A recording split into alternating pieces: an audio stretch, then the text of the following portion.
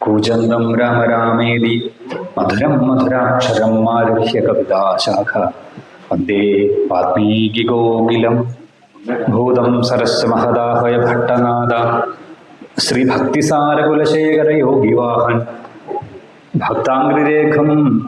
ഭക്താംഗ്രിരേണം വരകാല യതീന്ദ്രമിശ്രാൻ ശ്രീമത് പരാങ്കുശമുനിം പ്രണതോസ്മി നിത്യം.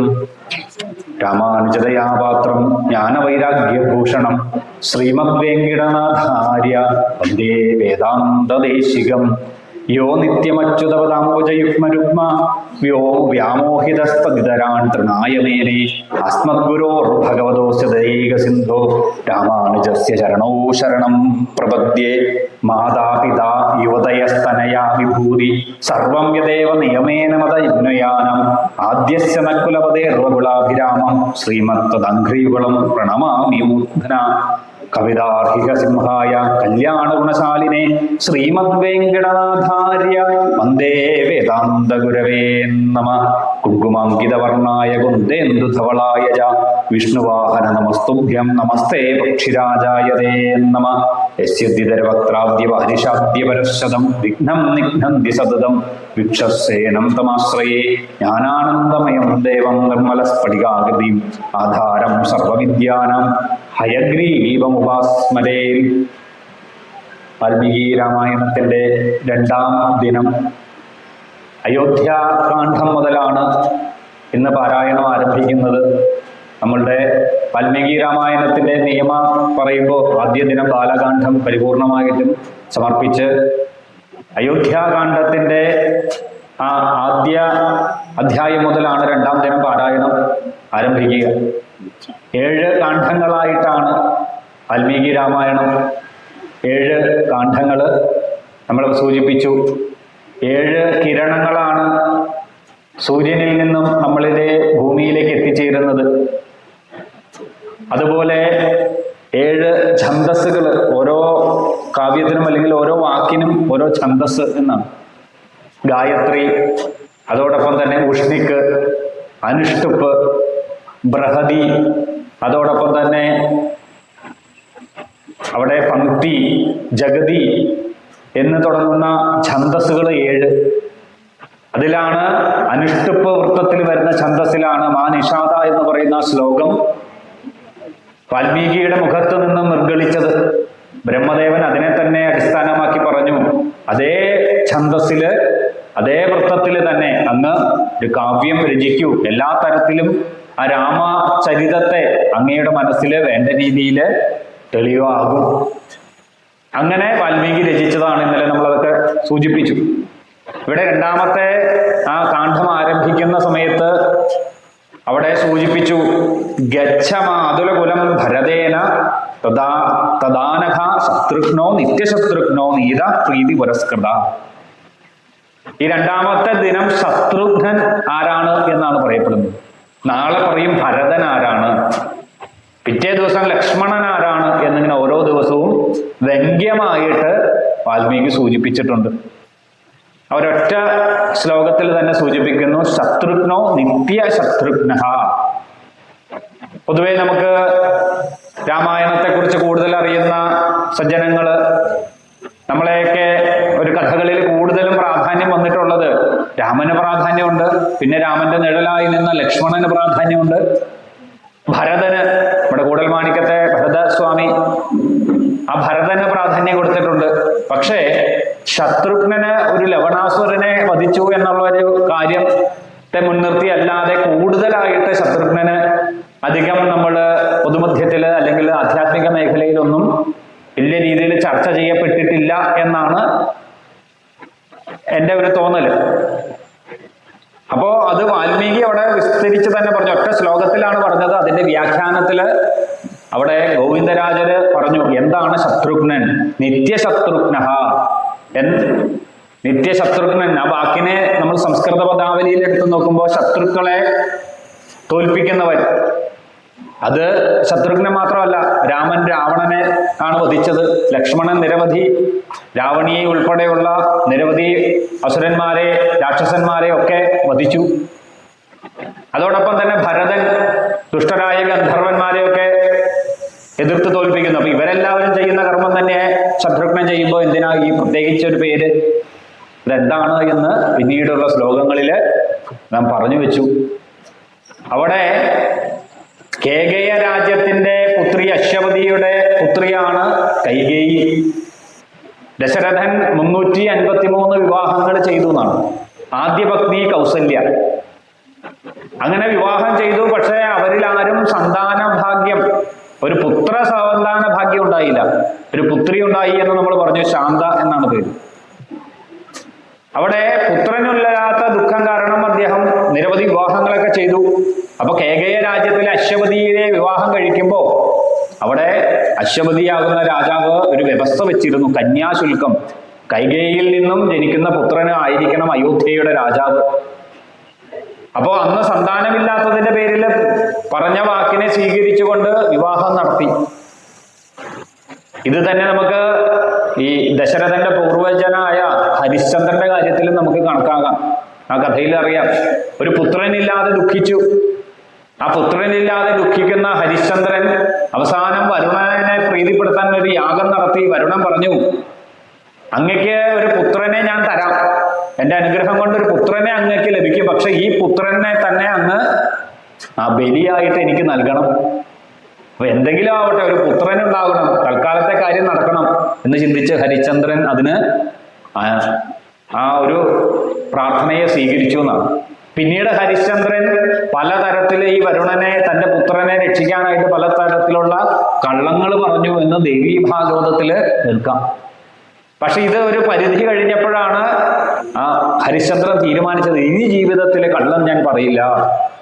പിന്നീടാണ് നമ്മൾ അറിയുന്ന ഹരിശ്ചന്ദ്രന്റെ, സത്യവാനായ ഹരിശ്ചന്ദ്രന്റെ ജീവിതത്തിൽ വന്ന വലിയ മാറ്റം. ഇവിടെ ആചാര്യന്മാര് പൊതുവെ പറയും, സന്താന സൗഭാഗ്യം ഉണ്ടായിരുന്നില്ല ദശരഥന്. അപ്പോ അവിടെ ഈ പ്രപഞ്ചശക്തിയെ തന്റെ ആഗ്രഹ പൂർത്തീകരണത്തിന് സ്വാധീനിച്ചുകൊണ്ടാണ് ഇത്തരത്തില് ആ സന്താന ലാഭത്തിന് പ്രവർത്തിക്കുന്നത്.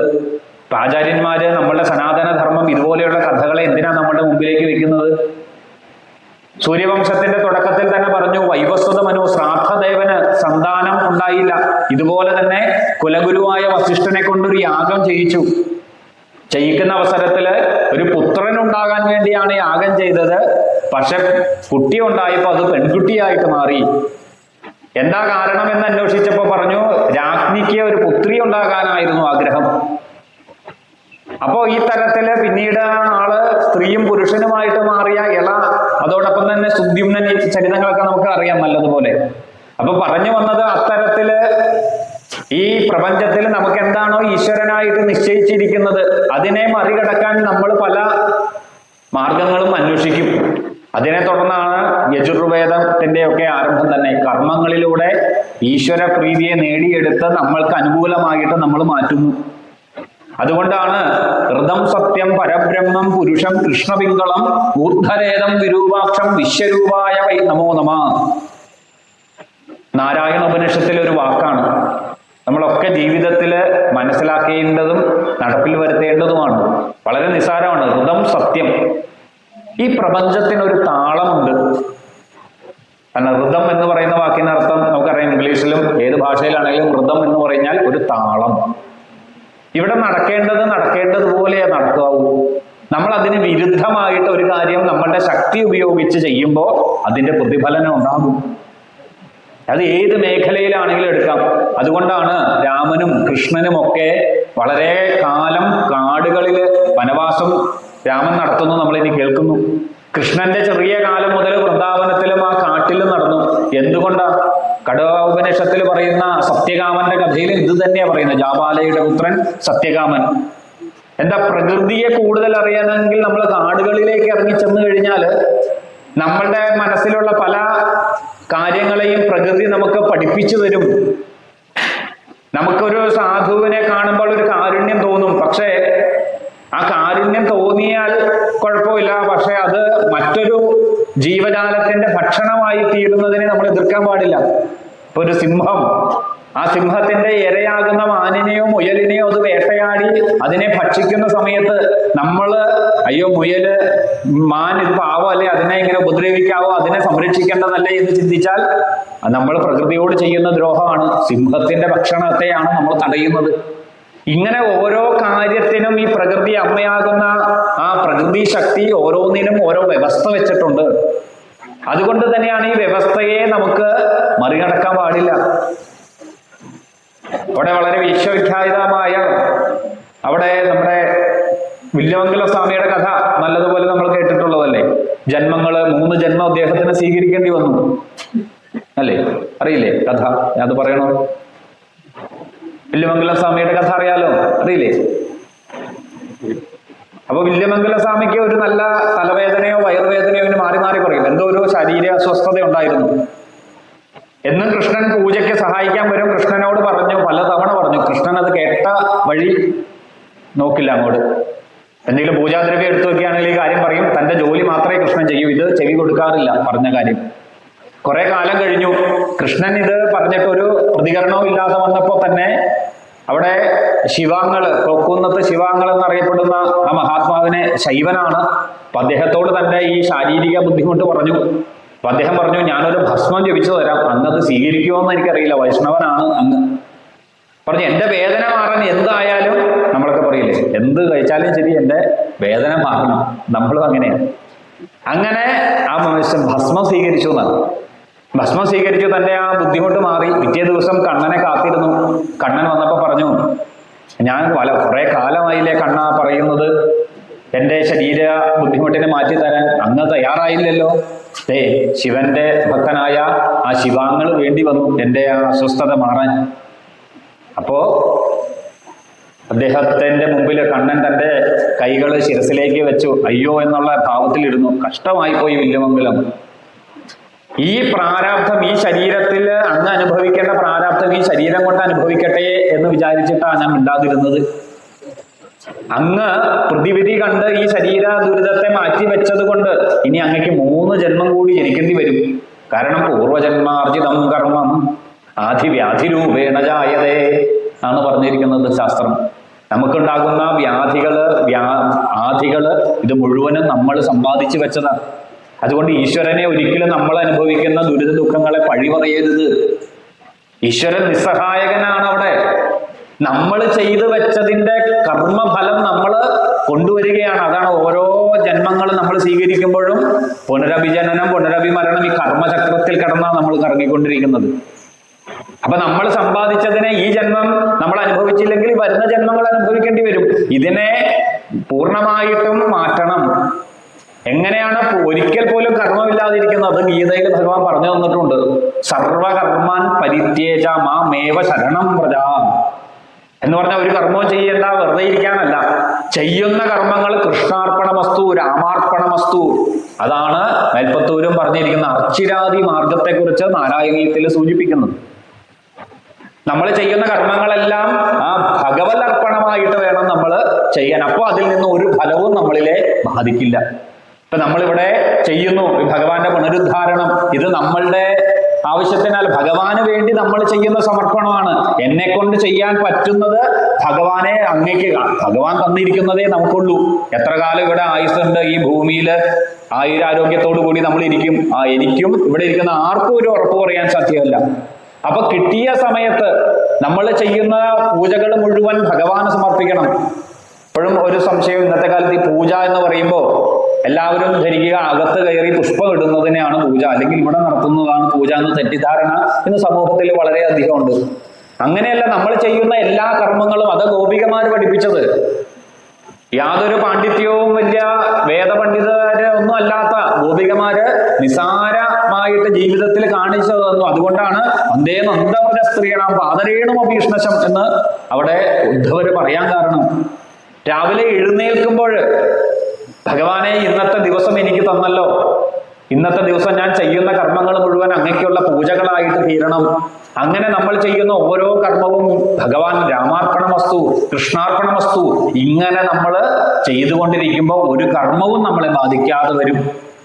അതുകൊണ്ടാണ് നമ്മളും ഇവിടെ ഓരോ അധ്യായം പാരായണം ചെയ്യുമ്പോൾ എന്ത് പറയും? രാമാർപ്പണമസ്തു, അല്ലെങ്കിൽ ഭാഗവതമാണെങ്കിൽ കൃഷ്ണാർപ്പണമസ്തു. ഇത് ഇവിടെ മാത്രം പോരാ, അത് തന്നെയാണ് കായേന വാച മനസേന്ദ്രിയർവ. അത് കാണാതെ പഠിച്ചു പറയാം, പക്ഷെ ജീവിതത്തിൽ ഓരോ നിമിഷവും പ്രാവർത്തികമാക്കലാണ് കഠിനം. അപ്പോ ഇത്തരത്തില് ആ ശത്രുഘ്നൻ എന്നറിയപ്പെടുന്ന ആ ഭഗവാന്റെ ആ സഹോദരനായിരിക്കുന്ന ശത്രുഘ്നന്റെ പ്രത്യേകതയാണ് നമ്മൾ പറഞ്ഞു തുടങ്ങിയത്.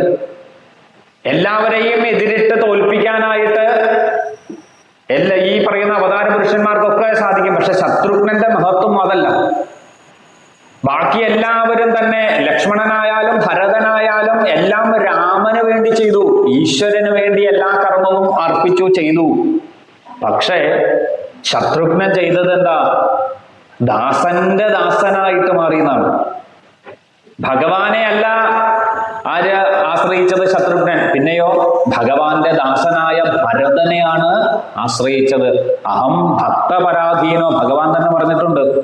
എന്നേക്കാൾ എൻ്റെ ഭക്തരെ സ്വീകരിക്കുന്ന, എൻ്റെ ഭക്തരെ ബഹുമാനിക്കുന്നവരുടെ കൂടെയാണ് ഞാൻ സദാസമയം എന്ന് ഭഗവാൻ പറഞ്ഞിട്ടുണ്ട്. അതാണ് ശത്രുഘ്നോ നിത്യശത്രുഘ്ന എന്ന് അവിടെ വാൽമീകി സൂചിപ്പിച്ചത്. ബാക്കി എല്ലാവരും തന്നെ രാമന് കൈങ്കര്യം ചെയ്യാൻ, ഭഗവാന് പൂജകൾ ചെയ്യാൻ ഓടി ഓടി ചെയ്യുമ്പോൾ ആ ചെയ്യുന്നവരുടെ ആ ദാസ്യത്വം സ്വീകരിച്ചുകൊണ്ട് നിഴല് പോലെ ആ ഭഗവാന്റെ ദാസനായ ഭരതന് പൂജകൾ ചെയ്ത ആളാണ് ശത്രുഘ്നൻ. അതാണ് ശത്രുഘ്നന്റെ മഹത്വം അവിടെ സൂചിപ്പിക്കുന്നത്. അവിടെ സൂചിപ്പിക്കുന്നുണ്ട് വസിഷ്ഠൻ കേകയ രാജ്യത്തു നിന്നും വിളി വന്നു ചെല്ലാൻ പറഞ്ഞ്. തൻ്റെ അമ്മ വീടാണ്, അമ്മാത്താണ്. നേരെ ഭരതൻ അതിന് തയ്യാറാകുന്നതിന് മുമ്പ് ആ രഥത്തിൽ ആദ്യം കയറിയത് ശത്രുഘ്നനെന്ന്. അപ്പൊ വസിഷ്ഠൻ പറഞ്ഞു, അല്ലയാ ശത്രുഘ്ന, നീ എവിടെ പോവുക? അല്ല, ഞാൻ ജ്യേഷ്ഠനെ അനുഗമിക്കാൻ പോകുന്നു. അല്ല, നിന്നെ വിളിച്ചിട്ടില്ലല്ലോ, ഭരതനെ അല്ലേ വിളിച്ചിരിക്കുന്നത്. അപ്പൊ പറഞ്ഞു, മാത്രമല്ല ഇന്നത്തെ ദിവസം യാത്രയ്ക്ക് പുറപ്പെടുമ്പോ ആയില്യം നക്ഷത്രത്തിൽ പറന്നതാണ്. അതുകൊണ്ട് തന്നെ ഇന്ന് പുറപ്പെടുമ്പോ അങ്ങേ കൂട്ടി പുറപ്പെടണ്ട എന്നുള്ള രീതിയിലാണ് വസിഷ്ഠൻ പറഞ്ഞത്. പക്ഷേ അതിന് അദ്ദേഹം മറുപടി പറയും ശത്രുഘ്നൻ. അങ്ങനെയാണെങ്കിൽ മഹർഷി ഒരു സംശയമുണ്ട്. ഈ കുതിരകള്, അതോടൊപ്പം തന്നെ ഇവിടെയുള്ള ഓരോരോ വസ്തുക്കളും യാത്ര തിരിക്കുമ്പോൾ കൊണ്ടുപോകുന്ന വസ്തുക്കളുടെ ഒക്കെ ജാതകവും നക്ഷത്രവും നോക്കിയിട്ടാണോ പോകുന്നതെന്ന് ചോദിക്കും. അപ്പൊ പറഞ്ഞു, അത് അങ്ങനെയല്ല. കാരണം അതൊക്കെ ഭരതന്റെ സ്വത്തുക്കളാണ്. സ്വത്തുക്കൾ കൊണ്ടുപോകാൻ ഈ നക്ഷത്രമൊന്നും അന്വേഷിക്കണ്ട. അപ്പൊ പറഞ്ഞു, വസിഷ്ഠനോട് പറഞ്ഞു, അങ്ങനെയെങ്കിൽ ആ ഭരതന്റെ സ്വത്താണ് ഞാനും. അതുകൊണ്ട് തന്നെ എനിക്ക് ഇത് ബാധകമല്ല എന്ന് ശത്രുഘ്നൻ പറഞ്ഞു എന്നാണ്. ആ ശത്രുഘ്നൻ ഈ പറയുന്നത് പോലെ ഭരതൻ ഇനി ഇന്നും നാളെയും ഒക്കെ നമ്മൾ കേൾക്കും. ആ ഭരതന്റെ ആ രാമഭക്തിക്ക് വേണ്ട കാര്യങ്ങളെ എല്ലാം ചെയ്ത് നിർവഹിച്ചു കൊടുത്തത് ഈ ശത്രുഘ്നനാണ് കൂടെ നിന്ന്. അങ്ങനെയുള്ള ആ വളരെ വിശേഷപ്പെട്ട ശത്രുഘ്നന്റെ ഭക്തി, അത് തന്നെയാണ് കുലശേഖര പെരുമാള് തൻ്റെ ആ കുലശേഖര പടിയിൽ, നമ്മൾ ഇന്നലെ പറഞ്ഞു, ആഴ്വാർമാരിൽ വളരെ പ്രധാനപ്പെട്ട നമ്മുടെ കേരളത്തില് ക്വചിത് മഹാഭാഗ എന്ന് കരഭാജനൻ നിമിനവയോഗി സംവാദത്തിൽ സൂചിപ്പിക്കുന്ന ആ ശ്ലോകത്തിൽ പറയുന്നത് പോലെ നമ്മുടെ മഹാഭാഗയുടെ പെരിയാറിന്റെ തീരത്ത് ആ ജനിച്ച കുലശേഖര പെരുമാള് ഭക്തി കൊണ്ട് തന്നെ രാജാവായിരുന്നു. ആഴ്വാർമാരില് രാജാവായിരുന്ന ഒരേ ഒരാളാണ് കുലശേഖര പെരുമാള്. 7-ാം നൂറ്റാണ്ടില് ജീവിച്ചിരുന്ന മഹാത്മാവാണ്. നമ്മളുടെ ഈ പ്രദേശങ്ങളെ കൊടുങ്ങല്ലൂര് ആസ്ഥാനമാക്കിയാണ്. പിന്നീട് അതുമാത്രമല്ല, ആ തമിഴ്നാട് പാണ്ഡ്യദേശവും തിരുപ്പതിയൊക്കെ ആന്ധ്രാപ്രദേശ് ഈ ഭാഗങ്ങളൊക്കെ കീഴടക്കി. ഭക്തി കൊണ്ട് മുകുന്ദമാല ഗ്രന്ഥമൊക്കെ രചിച്ചു. എന്നാൽ അതോടൊപ്പം തന്നെ ആ ക്ഷത്രിയ വീര്യം കൊണ്ട് രാജ്യത്തെ ഒക്കെ വിപുലപ്പെടുത്തി വിസ്താരപ്പെടുത്തി സർവശക്തനും അതോടൊപ്പം തന്നെ ഭക്തനുമായിരുന്നു. അദ്ദേഹം രചിച്ച രാമഭക്തിയുടെ ഉത്തമ ഉദാഹരണമാണ് കുലശേഖര പെരുമാള്. അങ്ങനെയുള്ള കുലശേഖര പെരുമാള് ഒരിക്കല് രാമകഥ കേട്ടുകൊണ്ടിരിക്കുമ്പോ അവിടെ നമ്മളിനി കേൾക്കും, നമ്മുടെ ഭാവത്തിലുള്ള ഭഗവാൻ ആ ഖരദൂഷണന്മാരെ വധിക്കാനായിട്ട് ഭഗവാൻ ഏകനായിട്ട് 14,000 സൈന്യ രാക്ഷസന്മാരോട് എതിരിടുന്നു എന്ന് കേട്ട നിമിഷം പെട്ടെന്ന് പടയോട് പുറപ്പെടാൻ എഴുന്നേറ്റ് രാജധാനിയിൽ ആവശ്യപ്പെട്ടു. രാജാവിന്റെ കൽപ്പനയാണ്. രാജാക്കന്മാരെന്ത് ചെയ്യും, അല്ലെങ്കിൽ മന്ത്രിമാരെന്ത് ചെയ്യും? പടയൊരുക്കി പുറപ്പെട്ടു എന്നാണ്. കഥ കേട്ടുകൊണ്ടിരുന്നതാ. കുലശേഖര പെരുമാളിന്റെ മുമ്പിൽ രാമായണ കഥ വന്ന് പാരായണം ചെയ്യുന്ന, കഥ പറയുന്ന ആള് ആ ഭക്തി രസത്തിൽ അങ്ങ് പറഞ്ഞു വന്നപ്പോ ആ വികാരാധീനതയിൽ ചാടി എഴുന്നേറ്റ് രാജ്യത്തിലെ സൈന്യത്തോട് പുറപ്പെടാൻ പറഞ്ഞു എന്നാണ്, പോയെന്നുമാണ്. രാമനെ രക്ഷിക്കാനായിട്ട് തന്റെ പടയൊരുക്കി മുന്നിൽ നിന്ന് നടന്ന ആളാണ് കുലശേഖര ആഴ്വാര്. അവിടെ കടൽ തീരത്തെത്തിയപ്പോ രാമൻ ദർശനം കൊടുത്തു, എനിക്കൊന്നും സംഭവിച്ചിട്ടില്ല എന്ന്. അങ്ങനെയാണ് തിരിച്ചു വന്നത്. പിന്നെ തിരുമിറ്റക്കോട് മുകുന്ദമാലയൊക്കെ രചിച്ചത് എന്ന് ചരിത്രം. അങ്ങനെയുള്ള കുലശേഖര പെരുമാള് അതോടൊപ്പം തന്നെ അദ്ദേഹത്തിന്റെ മഹത്വത്തെ തൻ്റെ മുമ്പിൽ വരുന്ന ഈ ഭക്തന്മാരൊക്കെ രാമകഥയൊക്കെ പറഞ്ഞ് നിത്യവും ഈ ഭഗവാന്റെ ഭക്തിയായിട്ട് തന്നെ നടന്ന കാലഘട്ടത്തിൽ മന്ത്രിമാർക്കൊക്കെ ഒരു ബുദ്ധിമുട്ട്, എന്നും ഇത് തന്നെയാണല്ലോ. അതുകൊണ്ട് തന്നെ മന്ത്രിമാരൊരു പ്രയോഗം നടത്തി. ഭഗവാന്റെ അല്ലെങ്കിൽ ഈ രാജാവിന്റെ ഒരു വളരെ വിശേഷപ്പെട്ട ഒരു ആഭരണത്തെ മാറ്റി. അന്വേഷണമൊക്കെ വന്നപ്പോൾ അവർ പറഞ്ഞു, ഇവിടെ വന്ന വൈഷ്ണവര് കഥ പറയാൻ വരുന്നവരാണ് ഇത് മോഷ്ടിച്ചു കൊണ്ടുപോയത് എന്ന് പറഞ്ഞു.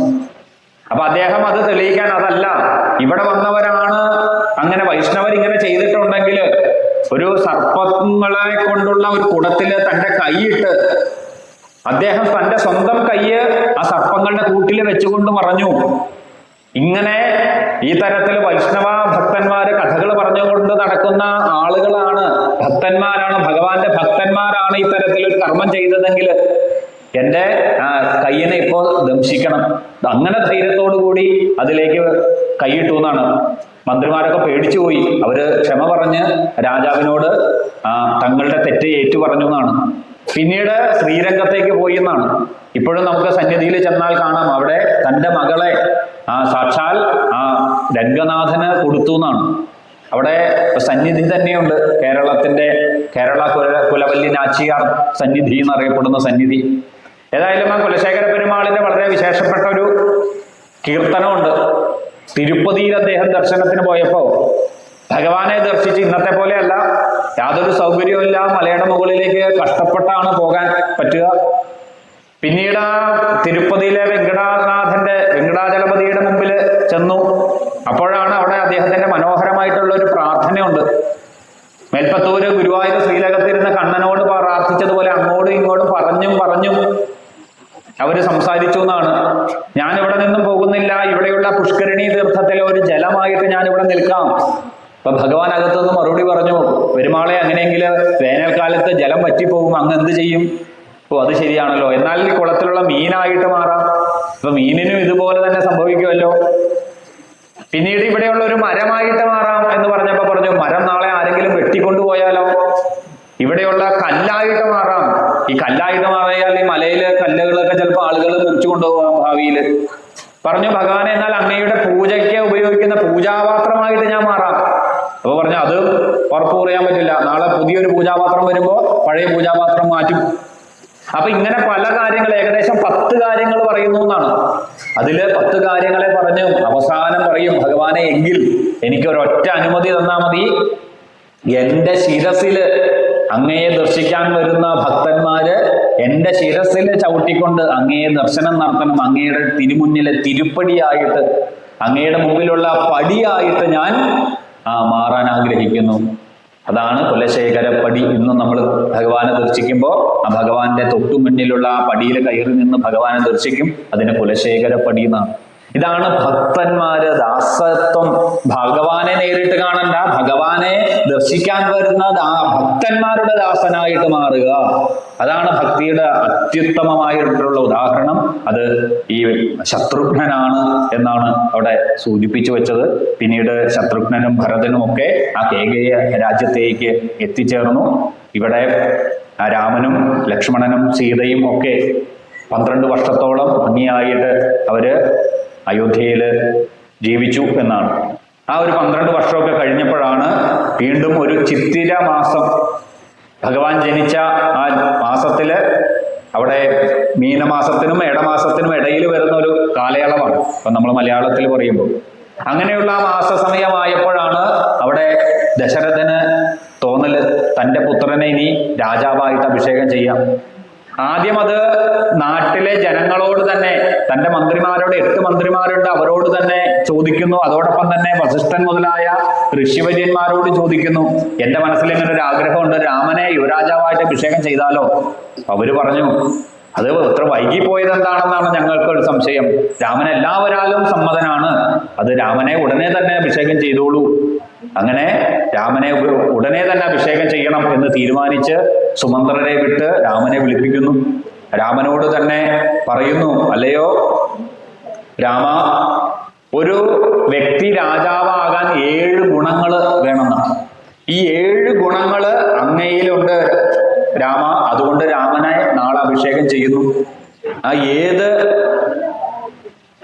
ഏത് തരത്തിലുള്ള ആ 7 തരത്തില് അവിടെ സൂചിപ്പിക്കുന്നു.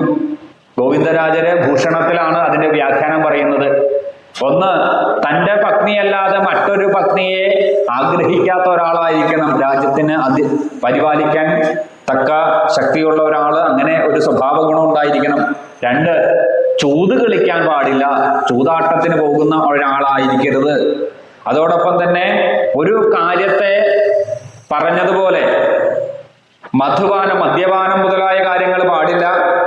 ഒരാളെ ഒരു ശിക്ഷ വിധിച്ചാൽ ആ ശിക്ഷ കൂടിപ്പോകാൻ പാടില്ല. തെറ്റിനനുസരിച്ചേ ശിക്ഷ കൊടുക്കാവുള്ളൂ. അധിക ദണ്ഡനം, പറയുന്നതിനേക്കാൾ കൂടുതൽ ശിക്ഷയ്ക്ക് തെറ്റിനേക്കാൾ കൂടുതലുള്ള ശിക്ഷ കൊടുക്കരുത്. അതുപോലെ മോശകാര്യങ്ങൾ ചെയ്യാൻ പാടില്ല. മാത്രമല്ല ധനമുണ്ട് എന്ന് വെച്ച് തോന്നിയതുപോലെ ചെലവഴിക്കരുത്. അത് അറിഞ്ഞ് ചെലവഴിക്കുന്ന ഒരാളായിരിക്കണം ഒരു രാജാവ്. അതോടൊപ്പം തന്നെ ചില കാര്യങ്ങൾ ഈശ്വര നിശ്ചയത്തിന് വിട്ടുകൊടുക്കണം. എല്ലാം നമ്മൾ പിടിച്ച വഴിയിൽ വരണമെന്ന് നമ്മൾ ശ്രദ്ധിക്കരുത്. ഇത്തരത്തിലുള്ള 7 ഗുണങ്ങൾ ആരിലാണോ ഉള്ളത് ആ ആളെയാണ് രാജാവാക്കി മാറ്റാൻ പാടുള്ളത്. ഇത് രാമനോട് തന്നെ അവിടെ അച്ഛനായ ദശരഥൻ പറയും, ഈ 7 ഗുണങ്ങളും രാമ നിന്നിലുണ്ട്, അതുകൊണ്ട് തന്നെ നാളെ രാവിലെ നിനക്ക് അവിടെ അഭിഷേകത്തിന്റെ ഒരുക്കങ്ങൾ ആരംഭിക്കും. ഇന്ന് ദീക്ഷയെടുത്ത് വസിഷ്ഠൻ പറയുന്ന രീതിയിൽ അങ്ങ് അതിന്റെ കാര്യങ്ങൾ നിർവഹിക്കണമെന്ന് പറയും. അങ്ങനെ രാമൻ നേരെ ദീക്ഷയെടുക്കാൻ പോയതാണ്. ഇന്ന് നമ്മൾ കാണുന്ന സപ്തപ്രാകാരമധ്യേ സരസിജ നിലയെ കാവേരി മധ്യദേശേ ശേഷേ ശയ്യാസന നിഭൂതേ ശയനപരിഗതിതം ഭോഗിമധ്യേ ശയാനം നിദ്രാമുദ്രാഭിരാമം കടിതികടശിര പാർശ്വവിന്യസ്തഹസ്തം പത്മാധികാരാഭ്യം പരിവൃതപദം രംഗനാഥം ഭജേഹം. രംഗനാഥൻ, ശ്രീരംഗനാഥൻ, ഇക്ഷാകുവിന്റെ കാലം മുതൽ അവരുടെയൊക്കെ കുലദൈവമായിട്ടിരിക്കുന്ന രംഗനാഥ പെരുമാള്. ആ രംഗനാഥന്റെ ക്ഷേത്രത്തില് ചില ചടങ്ങുകളുണ്ട്. രാജാക്കന്മാർക്കൊക്കെ ആ രാജാധികാരം സ്വീകരിക്കുന്നതിന് മുമ്പ് അവരുടെ ചടങ്ങുകളുണ്ട്. കുലദൈവ സന്നിധിയിൽ ചെന്ന് ഒരു ദിവസം ഭജനമൊക്കെ ഇരുന്ന് അതിന് വേണ്ട കാര്യങ്ങളെ നിർവഹിച്ചുകൊണ്ട് വേണം അതിന് പുറപ്പെടാൻ. അങ്ങനെ രാമൻ നേരെ ആ പറയുന്നതനുസരിച്ച് രംഗനാഥന്റെ മുമ്പിലേക്ക് പോകുന്നു. ആ സമയത്ത് തന്നെയാണ് അവിടെ തൻ്റെ പത്നിയായിരിക്കുന്ന കൈകേയിയുടെ അടുത്ത് ചെന്ന് ദശരഥൻ കാര്യങ്ങളെ ഉണർത്തിക്കുന്നത്. അങ്ങനെ അതിനു മുന്നേ തന്നെ ഈ ഒരുക്കങ്ങളൊക്കെ കണ്ടപ്പോൾ കൂനിയായിരുന്ന മന്ധര അത് തിരിച്ചറിയുന്നതും ആ അഭിഷേക വിഘ്നം വരുത്തുന്നതുമാണ്. അതൊക്കെ കഴിഞ്ഞു, നമ്മൾ പാരായണം ചെയ്ത് കഴിഞ്ഞു. പിന്നീട് ആ വനയാത്രയ്ക്ക് പുറപ്പെടുന്ന സമയത്ത് അവർക്ക് കൊടുത്ത ഓരോരോ ഉപഹാരങ്ങൾ ക്ഷീരവൽക്കലമൊക്കെയാണ് കൊടുത്തതെന്നും, എന്നാൽ സീതയ്ക്ക് ക്ഷീരാവൽക്കലം കൊടുത്തപ്പോ ദശരഥൻ തന്നെ ഇടപെട്ടിട്ട് പറഞ്ഞു, ഇത് ജനകന്റെ പുത്രിയാണ്, ഇവിടുത്തെ പെൺകുട്ടി ഗ്രഹത്തിലേക്ക് വന്ന പെൺകുട്ടിയാണ്, അതുകൊണ്ട് തന്നെ ദശരഥൻ പറഞ്ഞിട്ടാണ് പിന്നീട് ആഭരണങ്ങൾ കൊടുത്തത് എന്നുകൂടി വാൽമീകി അവിടെ സൂചിപ്പിക്കുന്നുണ്ട്. ഏതായാലും ഇനി മധ്യാഹ്നത്തിലെ പാരായണത്തിന് ശേഷം ആ ഭരതന്റെ വനയാത്രയാണ് ഇന്ന് എത്തിച്ചേരേണ്ട ഭാഗം. നമ്മൾ 24,000 ശ്ലോകങ്ങൾ നമ്മൾ ഈ 9 ദിവസം കൊണ്ട് ഭഗവാന് പാരായണം ചെയ്ത് കേൾപ്പിക്കണം. അതാണ് ഇവിടുത്തെ നമ്മുടെ ഏറ്റവും പ്രധാനപ്പെട്ട ആ ഒരു ചടങ്ങ്. കഥകളൊക്കെ നമുക്ക് കുറേയൊക്കെ അറിയാം. വാൽമീകി രാമായണം പ്രചാരത്തിലുള്ളത്, അധ്യാത്മരാമായണം പ്രചാരത്തിലുള്ളത് കൊണ്ട് തന്നെ കഥകളൊക്കെ നമുക്ക് കുറെ കൂടി അറിയാം. പിന്നെ കിട്ടുന്ന സമയങ്ങൾ ഇനി ഏകദേശം 5:30 വൈകിട്ട് പാരായണം സമർപ്പിച്ച ശേഷം 5:30-6 മണിക്ക് ഒരു ദീപാരാധനയ്ക്ക് മുന്നേ വരെ ആ ഭഗവാന്റെ ആ വനയാത്രയെ കുറിച്ച് സൂചിപ്പിക്കാം. സാക്ഷാൽ ബ്രഹ്മം തന്നെയാണ് നടന്നു പോകുന്നത് എന്ന് അവിടെ സൂചിപ്പിക്കും. അത് വാൽമീകിയുടെ കരവിരുതാണ് നമ്മൾ കാണുന്നത്. അതൊക്കെ നമുക്ക് പറ്റുന്ന രീതിയിൽ ഓർക്കാനും രാമന്റെ കഥകൾ രാമന്റെ മുന്നിൽ തന്നെ ഇരുന്ന് 9 ദിവസം കേട്ട് മനസ്സിലാക്കാനും ആ ഭക്തിയിൽ ആറാടാനും ഒക്കെ നമ്മൾക്ക് സാധിക്കട്ടെ. ഭഗവാൻ എല്ലാ തരത്തിലും 2-ാം ദിനത്തെ മധ്യാഹ്നം വരെയുള്ള ചടങ്ങുകൾ ഭഗവാന്റെ പാദങ്ങളിൽ സമർപ്പിച്ചുകൊണ്ട് വാക്കുകളൊക്കെ ഉപസംഹരിക്കുന്ന എത്തിച്ചേർന്ന സകലരെയും, ക്ഷേത്രത്തിൽ രാവിലെ മുതൽ എത്തിച്ചേർന്ന സകലരും ഇവിടെ സമർപ്പണങ്ങൾ നടത്തിയവരെയും എല്ലാം തന്നെ സാക്ഷാൽ രാമന് സമമായിട്ട് കണ്ട് എല്ലാവരുടെയും പാദങ്ങളെ നമസ്കരിച്ചുകൊണ്ട് വാക്കുകൾ ഉപസംഹരിക്കുന്നു. ഹരേ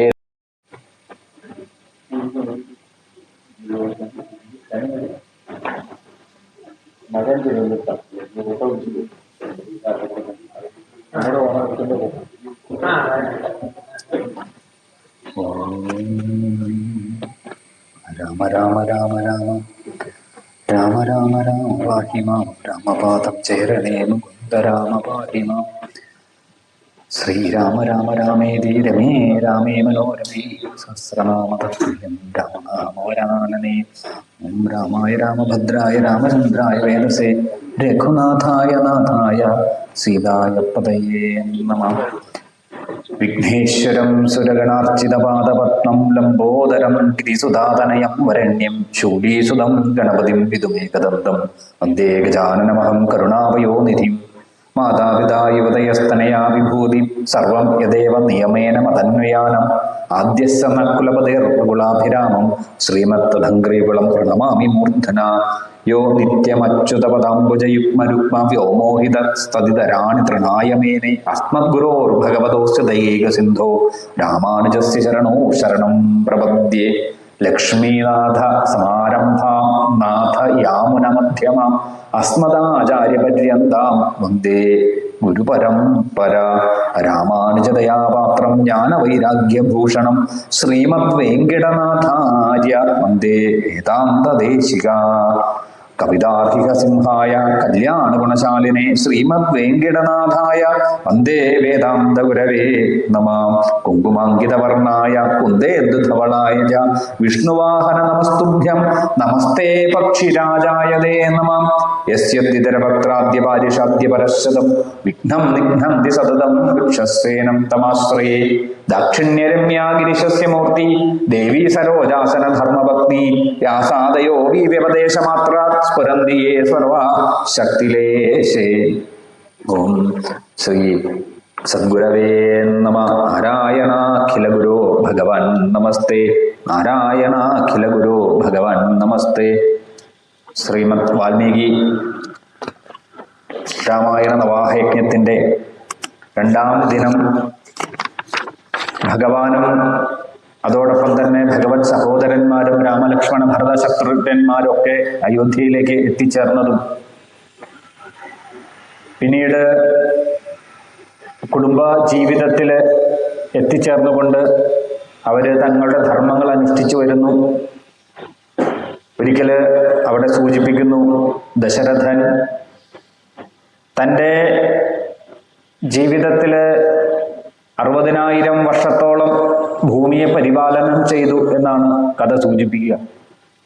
അപ്പോൾ അതിന്റെ വ്യാഖ്യാതാവൊക്കെ പറയപ്പെടുക, ഇത്രയേറെ വർഷം എന്നൊക്കെ പറയുമ്പോൾ സ്വാഭാവികമായിട്ടും ഒരു രാജാവ്, സാധാരണ നല്ല കഴിവുള്ള ഒരു രാജാവ് 1 വർഷം ചെയ്യുന്ന കർമ്മങ്ങളെ ഒക്കെ 60,000 വർഷം എന്ന് പറയുമ്പോൾ അത്രയേറെ കാര്യങ്ങൾ ചെയ്ത് വെച്ച ഒരു മഹാത്മാവാണ് എന്ന് വേണം അതിനെ എടുക്കാനെന്ന്. ഇത്തരത്തിലാണ് വ്യാഖ്യാനങ്ങൾ ഓരോരോ നമ്മുടെ പുരാണ കഥകളിലെയും സൂചിപ്പിച്ച് പറയുക. ഇപ്പൊ ദശരഥൻ പറഞ്ഞു, രാജാവ് ദശരഥന്റെ രാജ്യഭരണം തന്നെ പറഞ്ഞത് സാക്ഷാൽ മനുവിനെ പോലെ ഭരിച്ചുകൊണ്ട് ജനങ്ങൾക്ക് സ്വർഗസുഖങ്ങൾക്ക് സമാനമായിട്ടുള്ള സൗകര്യങ്ങളെ നേടിയെടുത്ത രാജാവാണ്. അതുകൊണ്ട് തന്നെ ധർമ്മരാജൻ ദശരഥൻ എന്ന് അദ്ദേഹത്തെ വിളിച്ചതെന്ന്. ഇപ്പോഴദ്ദേഹത്തിന് തൻ്റെ പ്രായ ആധിക്യം വന്നു, മാത്രമല്ല മനസ്സിന് പതുക്കെ പേടി തട്ടി തുടങ്ങി എന്നാണ്.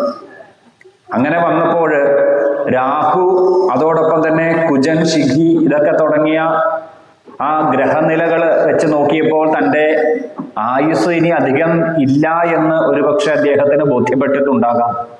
അതുകൊണ്ട് തന്നെ രാമനെ വിളിച്ചു. രാമനെ സുമന്ത്രരെ മുൻനിർത്തി വിളിപ്പിച്ചു. അതിനു മുന്നേ തന്നെ വസിഷ്ഠ ആദികളായിരിക്കുന്ന തൻ്റെ 8 പ്രധാനപ്പെട്ട മന്ത്രിമാര്, നമ്മൾ ഇന്നലെ അത് സൂചിപ്പിച്ച അവരുടെയൊക്കെ പേരുകൾ, അങ്ങനെയുള്ള 8 മന്ത്രിമാരോടും അതോടൊപ്പം തന്നെ കുലഗുരുവായിരിക്കുന്ന വസിഷ്ഠൻ, അതോടൊപ്പം തന്നെ ജാബാലി തുടങ്ങിയ ഋഷിവര്യന്മാരോടും അഭിപ്രായം ചോദിച്ചു. അവരൊക്കെ അതിന് അനുമതി കൊടുത്തു. അവരും കാത്തിരിക്കുന്നു രാമനെ യുവരാജാവാക്കി മാറ്റാൻ. അങ്ങനെ അവിടെ സുമന്ത്രര് വഴി രാമനെ വിളിക്കുന്നു.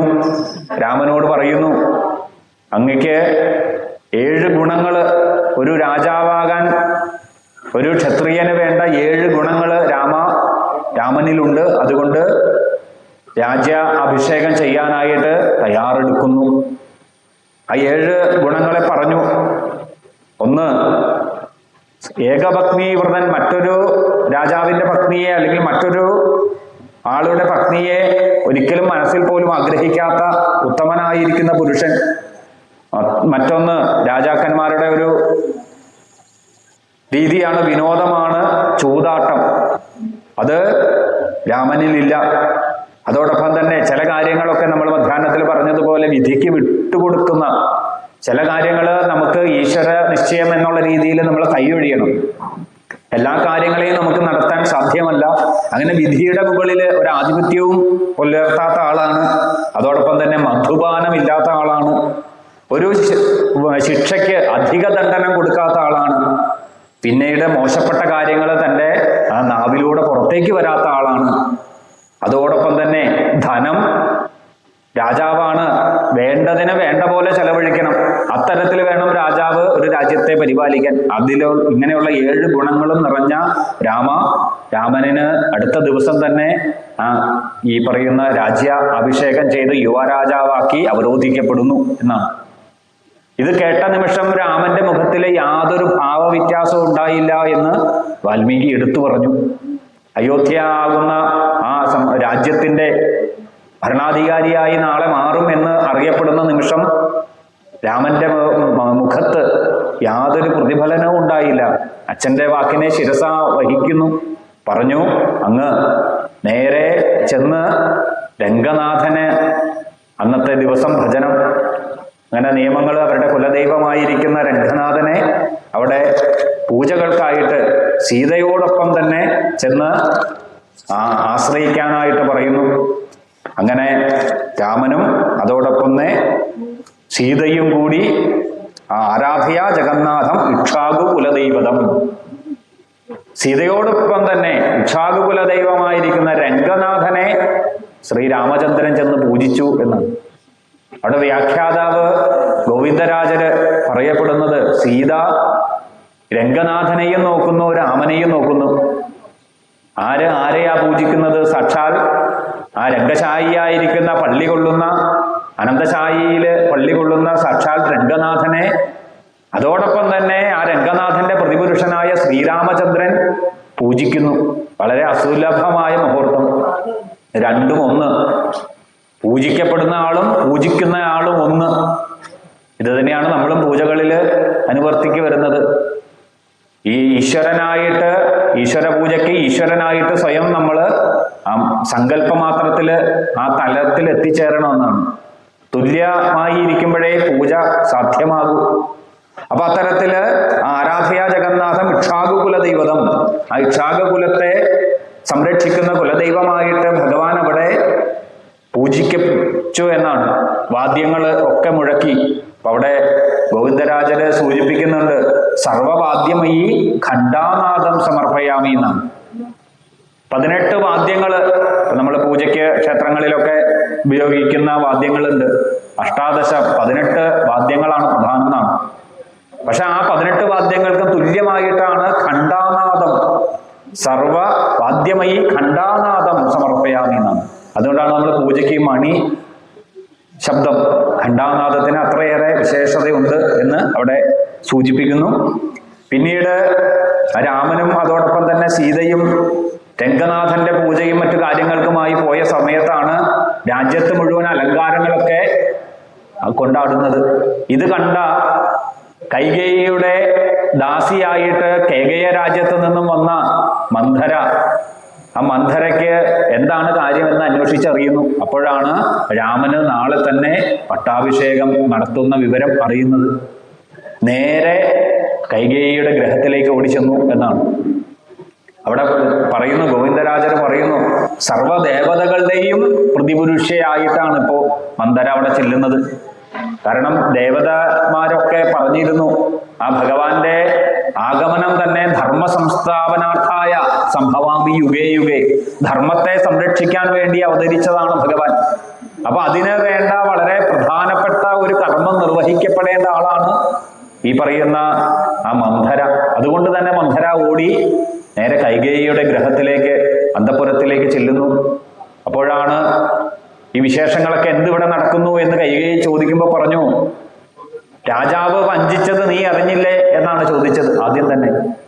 അങ്ങനെ ചോദിക്കുമ്പോൾ കൈകേയി പറയും, എന്താണ് വിശേഷം, ഞാനൊന്നും അറിഞ്ഞില്ലല്ലോ.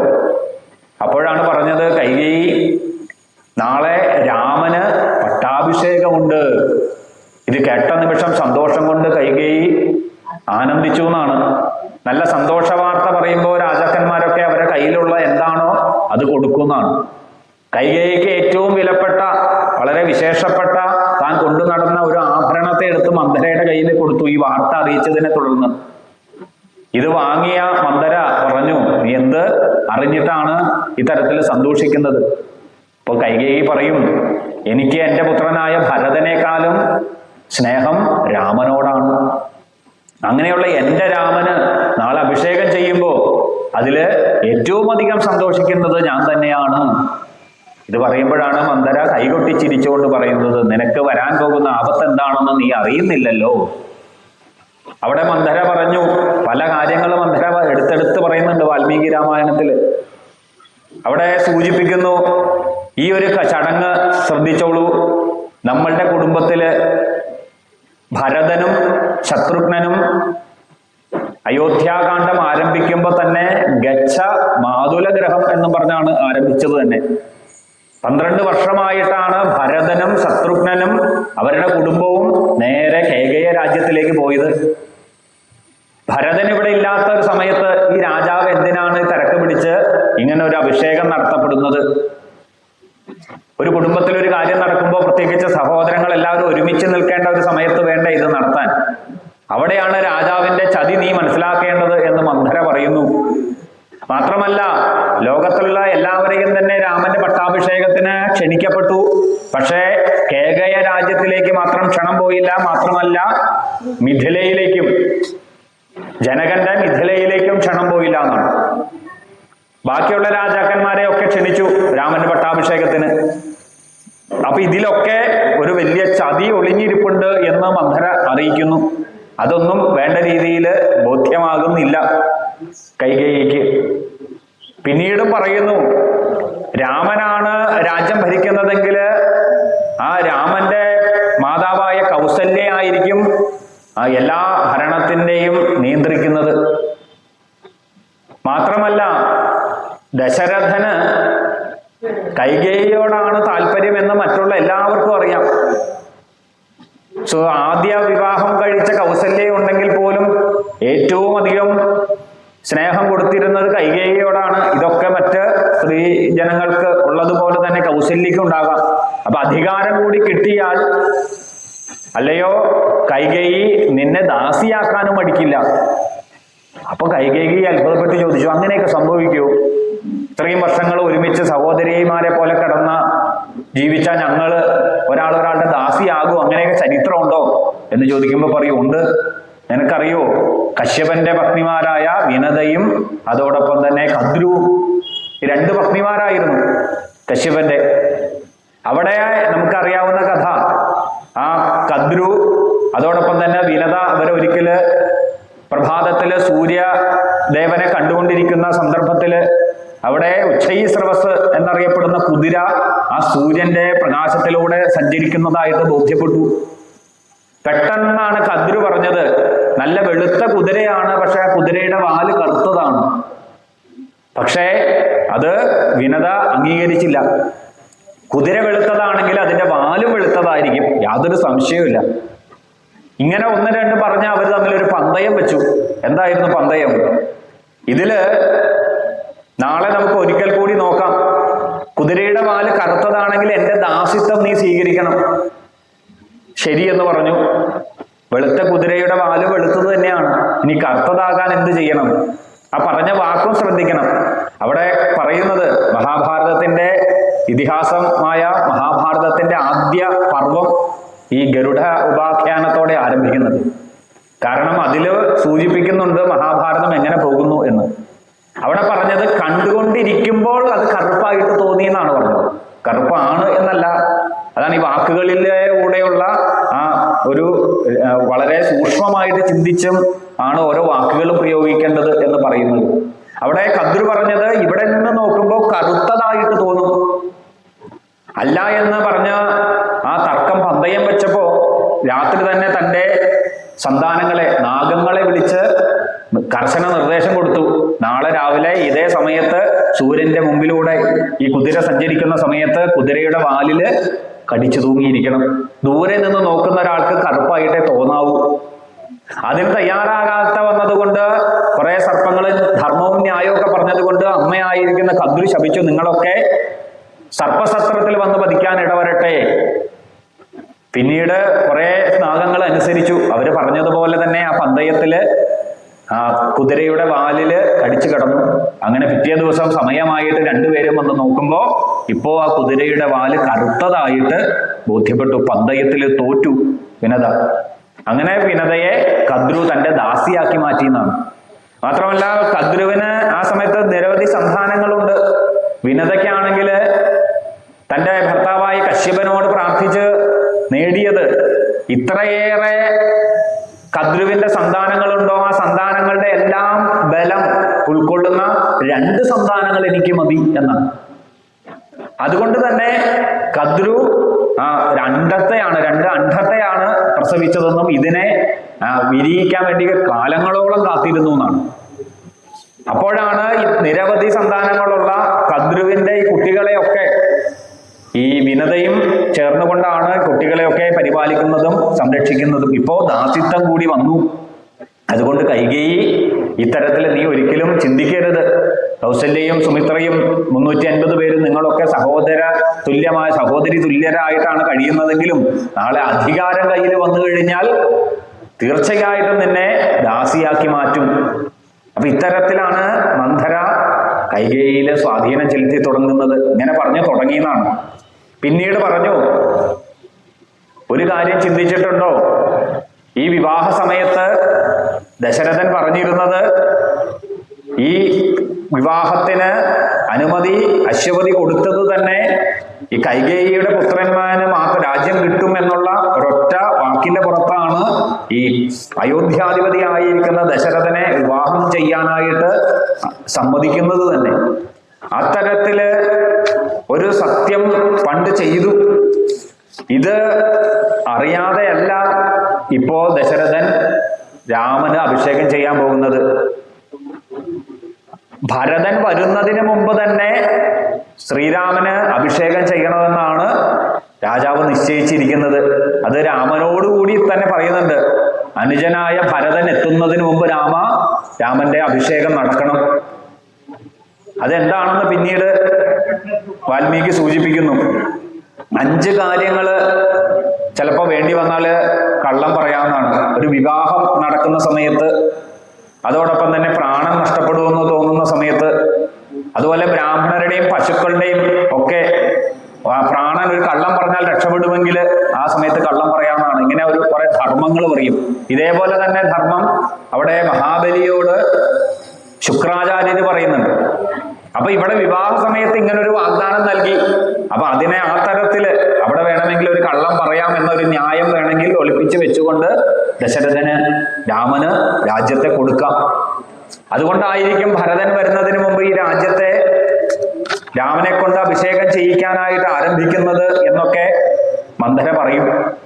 ഇനി മാത്രമല്ല അവസാനമായിട്ട് പറയുന്നു, കൈകേയി ഇപ്പോ ഭരതൻ അവിടെ കേകയ രാജ്യത്താണ്. ഭരതൻ തിരിച്ചു വരുമ്പോ ഈ സത്യങ്ങളൊക്കെ അറിഞ്ഞായിരിക്കും വരിക.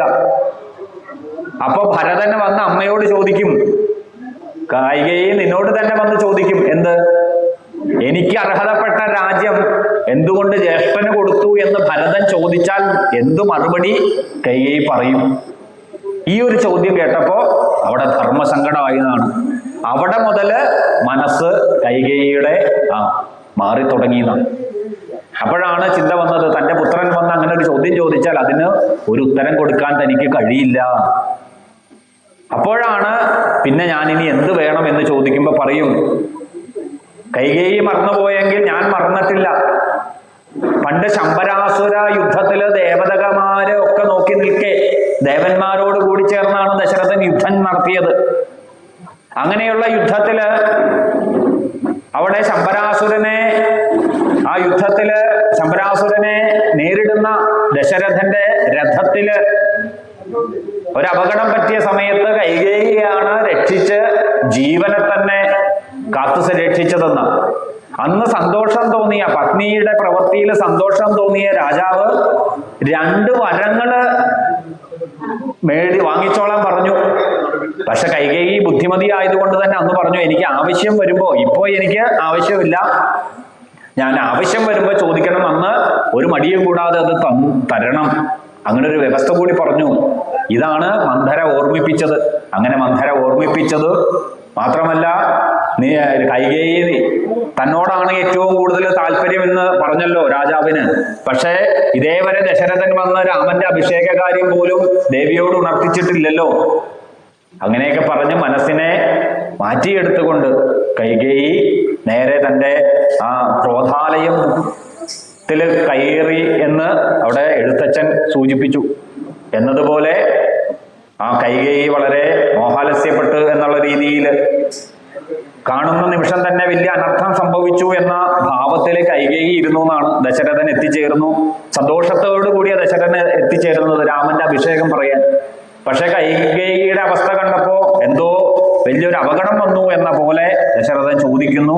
ആ ചോദിക്കുന്നതിന് ഉത്തരം കൈകേയി പറയുന്നു, ഇങ്ങനെ 2 വരം തന്നിട്ടുണ്ടല്ലോ, ആ 2 വരം ഇന്ന് എനിക്ക് ഈ നിമിഷം വേണം. അതിലെന്താണ് വരം എന്ന് ചോദിക്കുമ്പോൾ പറയും, ആദ്യം രാമന് കൊണ്ടുവന്ന സംഭാരങ്ങളെല്ലാം എടുത്തുകൊണ്ട് എന്റെ പുത്രനായ ഭരതന് വേണം അഭിഷേകം ചെയ്യാൻ. മറ്റൊന്ന്, രാമൻ 14 വർഷം ആ കാനനവാസം, വനവാസത്തിന് പുറപ്പെടണം. അതൊരു ശിക്ഷാ നടപടിയാ, പണ്ട് ഇപ്പോഴും ഉണ്ട്. അല്ല, ഇത്രേ കാലം വലിയ വലിയ കുറ്റകൃത്യങ്ങൾ ചെയ്താൽ ഇത്ര കാലം ഈ ആ കുറ്റകൃത്യങ്ങൾ ഉൾപ്പെട്ട സ്ഥലത്ത് പ്രവേശിക്കരുത് എന്നൊക്കെ. എന്നതുപോലെയാണ് ഇവിടെ 14 വർഷം വനവാസത്തിന് പറഞ്ഞു വിടുന്നത്. അതും എന്തുകൊണ്ടാണ്? 12 വർഷമായിട്ട് അയോധ്യയിൽ ഭരതനില്ല. ഒരു സുപ്രഭാതത്തിൽ ഭരതൻ വന്ന രാജ്യം സ്വീകരിക്കുമ്പോൾ ജനങ്ങള് അതിനെ സ്വീകരിക്കണമെന്നില്ല. ജനങ്ങൾക്ക് താല്പര്യം രാമനാണ്. ഇനി രാമൻ അവിടെ നിൽക്കുമ്പോൾ ഭരതൻ രാജ്യം ഭരിക്കാൻ തുടങ്ങുമ്പോൾ ജനങ്ങള് ഭരതന്റെ വാക്കിനല്ല വില കൊടുക്കുക, രാമന്റെ വാക്കിനായിരിക്കും. അതുകൊണ്ട് തന്നെ രാമനെ 14 വർഷം ആ കാനനവാസത്തിന് വിടണം.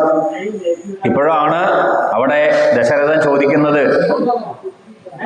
രാജ്യം തരാമല്ലോ, പക്ഷെ രാമനെ എന്തിനാണ് അയക്കേണ്ടത്?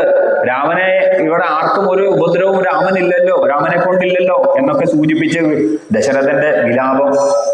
അങ്ങനെയുള്ള ദശരഥനും പിന്നീട് മോഹാലസ്യപ്പെട്ട് അവിടെ കൈകേയിയുടെ ഗ്രഹത്തിൽ വീഴുന്നു. പലപ്പോഴായിട്ട് വീണ്ടും എഴുന്നേൽക്കുന്നു.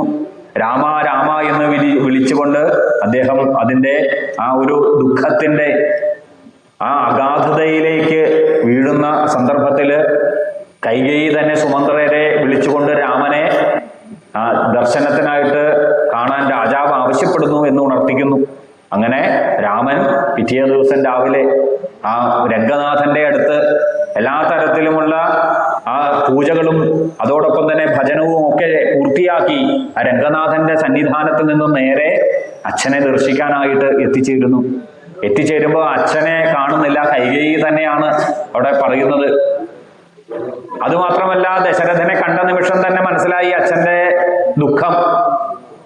എപ്പോഴും രാമനെ കാണുന്ന സമയം ഓടിച്ചെന്ന് ആലിംഗനം ചെയ്ത് മൂർധാവിലൊക്കെ മുകർന്നുകൊണ്ട് തന്റെ സമീപത്ത് ചേർത്ത് നിർത്തി ആശ്ലേഷിക്കുന്ന ആ ദശരഥനെ അല്ല രാമൻ ഇവിടെ കണ്ടത്. അപ്പോൾ തന്നെ മനസ്സിലായി എന്ത് പറ്റിയതാണ്, അച്ഛന്റെ ദുഃഖം എന്താണ് എന്ന് ചോദിക്കുമ്പോൾ അച്ഛൻ ഒരക്ഷരം പോലും പറയാതിരിക്കുമ്പോൾ കൈകേയി പറയും, അച്ഛന്റെ ദുഃഖത്തിന് കാരണം രാമ അങ്ങ് തന്നെയാണ്.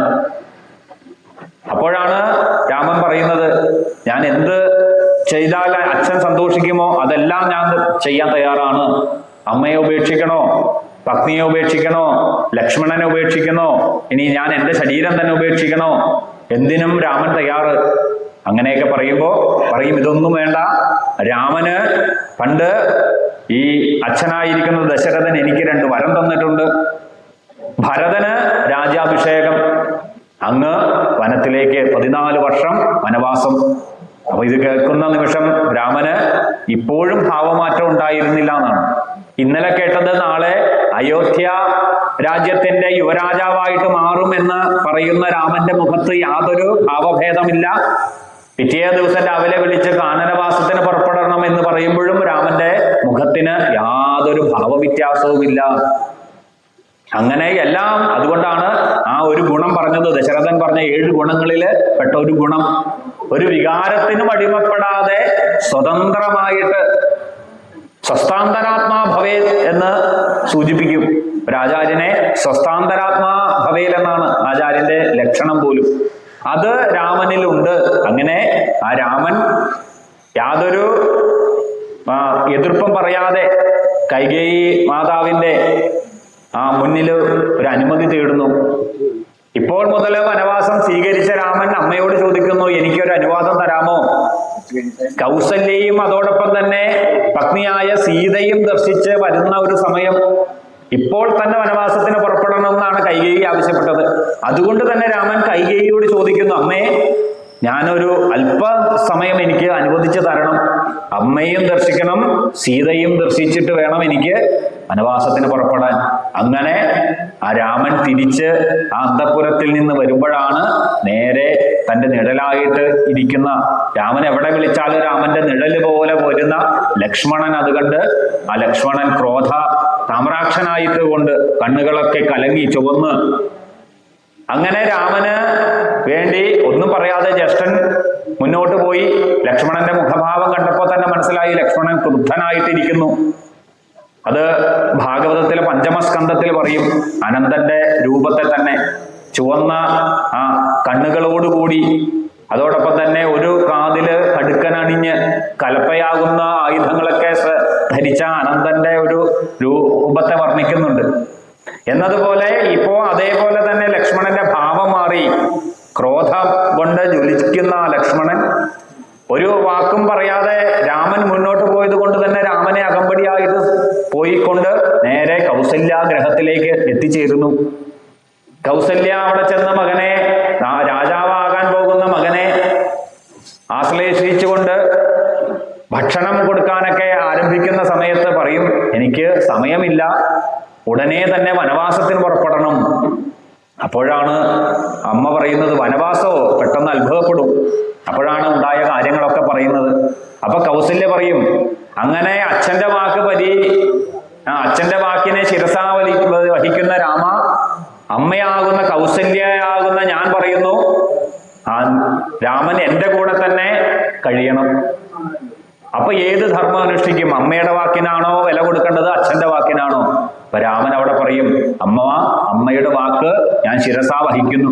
പക്ഷെ അതിനൊരു ചെറിയ കുഴപ്പം, അച്ഛന്റെ വാക്ക് കേട്ട് ഞാൻ വനവാസം ആരംഭിച്ചു കഴിഞ്ഞു, ഒരു കർമ്മം തുടങ്ങി, ഇനി അത് അവസാനിപ്പിക്കാതെ മറ്റൊരു കാര്യം ഏറ്റെടുക്കാൻ സാധ്യമല്ല. അതുകൊണ്ട് അച്ഛൻ പറഞ്ഞ 14 വർഷം ഞാൻ പൂർത്തിയാക്കി, പിന്നീട് വരുന്ന കാലം മുഴുവനും അമ്മയോട് കൂടിയായിരിക്കും ചെലവഴിക്കുക. അങ്ങനെ അച്ഛന്റെയും അമ്മയുടെയും വാക്കിനെ ശിരസാ വഹിക്കുന്ന ആ രാമന്റെ ആ ഒരു ചരിതം. അപ്പോഴാണ് രാമൻ ഈ കാര്യങ്ങളൊക്കെ പറയുന്നതും.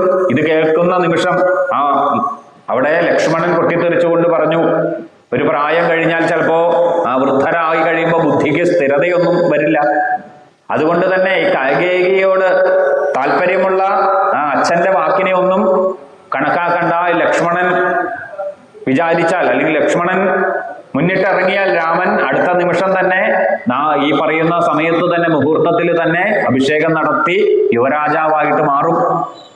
അങ്ങനെയൊക്കെ പറയുന്ന ലക്ഷ്മണനോട് അവിടെ പറയുന്നു രാമൻ, ലക്ഷ്മണ, ഇത്തരത്തിലല്ല, ഇങ്ങനെയുള്ള ഓരോ ജീവിതത്തിൽ വരുന്ന ഓരോ സന്ദർഭങ്ങളെയും നേരിടേണ്ടത് സമചിത്തതയോടെയാണ്. ഈശ്വരനാകുന്ന ആ വിധി, അതിനെ നമ്മൾ സ്വീകരിക്കണം. നമുക്ക് അർഹതപ്പെട്ടതാണ് നമ്മുടെ കൈകളിലേക്ക് എത്തൂ, അതിനെ നമ്മൾ സ്വീകരിക്കുക. ഇത്തരത്തിൽ ലക്ഷ്മണനെ സാന്ത്വനിപ്പിച്ചുകൊണ്ട് നേരെ അവിടെ സീതാഗ്രഹത്തിലേക്ക് ചെല്ലുന്നു.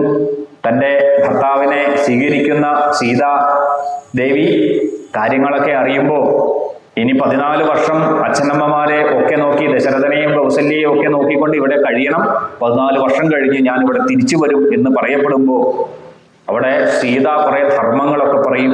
ഞാനും അങ്ങയുടെ കൂടെ വരുന്നുണ്ട്. അപ്പോൾ ആദ്യം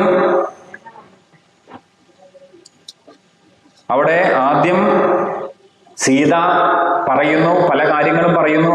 അതിനൊക്കെ മറുപടി രാമൻ പറയുമെങ്കിലും പിന്നീട് ഒരു വളരെ വിശേഷപ്പെട്ട ഒരു വേദ ശ്ലോകത്തെ അവിടെ ഉദ്ധരിക്കുന്നുണ്ട് സീത. വാൽമീകി അത് വളരെ മനോഹരമായിട്ട് എഴുതി വെക്കുന്നു. അർത്ഥോവാ യേശ ആത്മാനോ യത് പത്നി തസ്മാത് യാവജ്ജായനാ വിന്ദതേ അർഹവോഹി തവാദ്ഭവതി.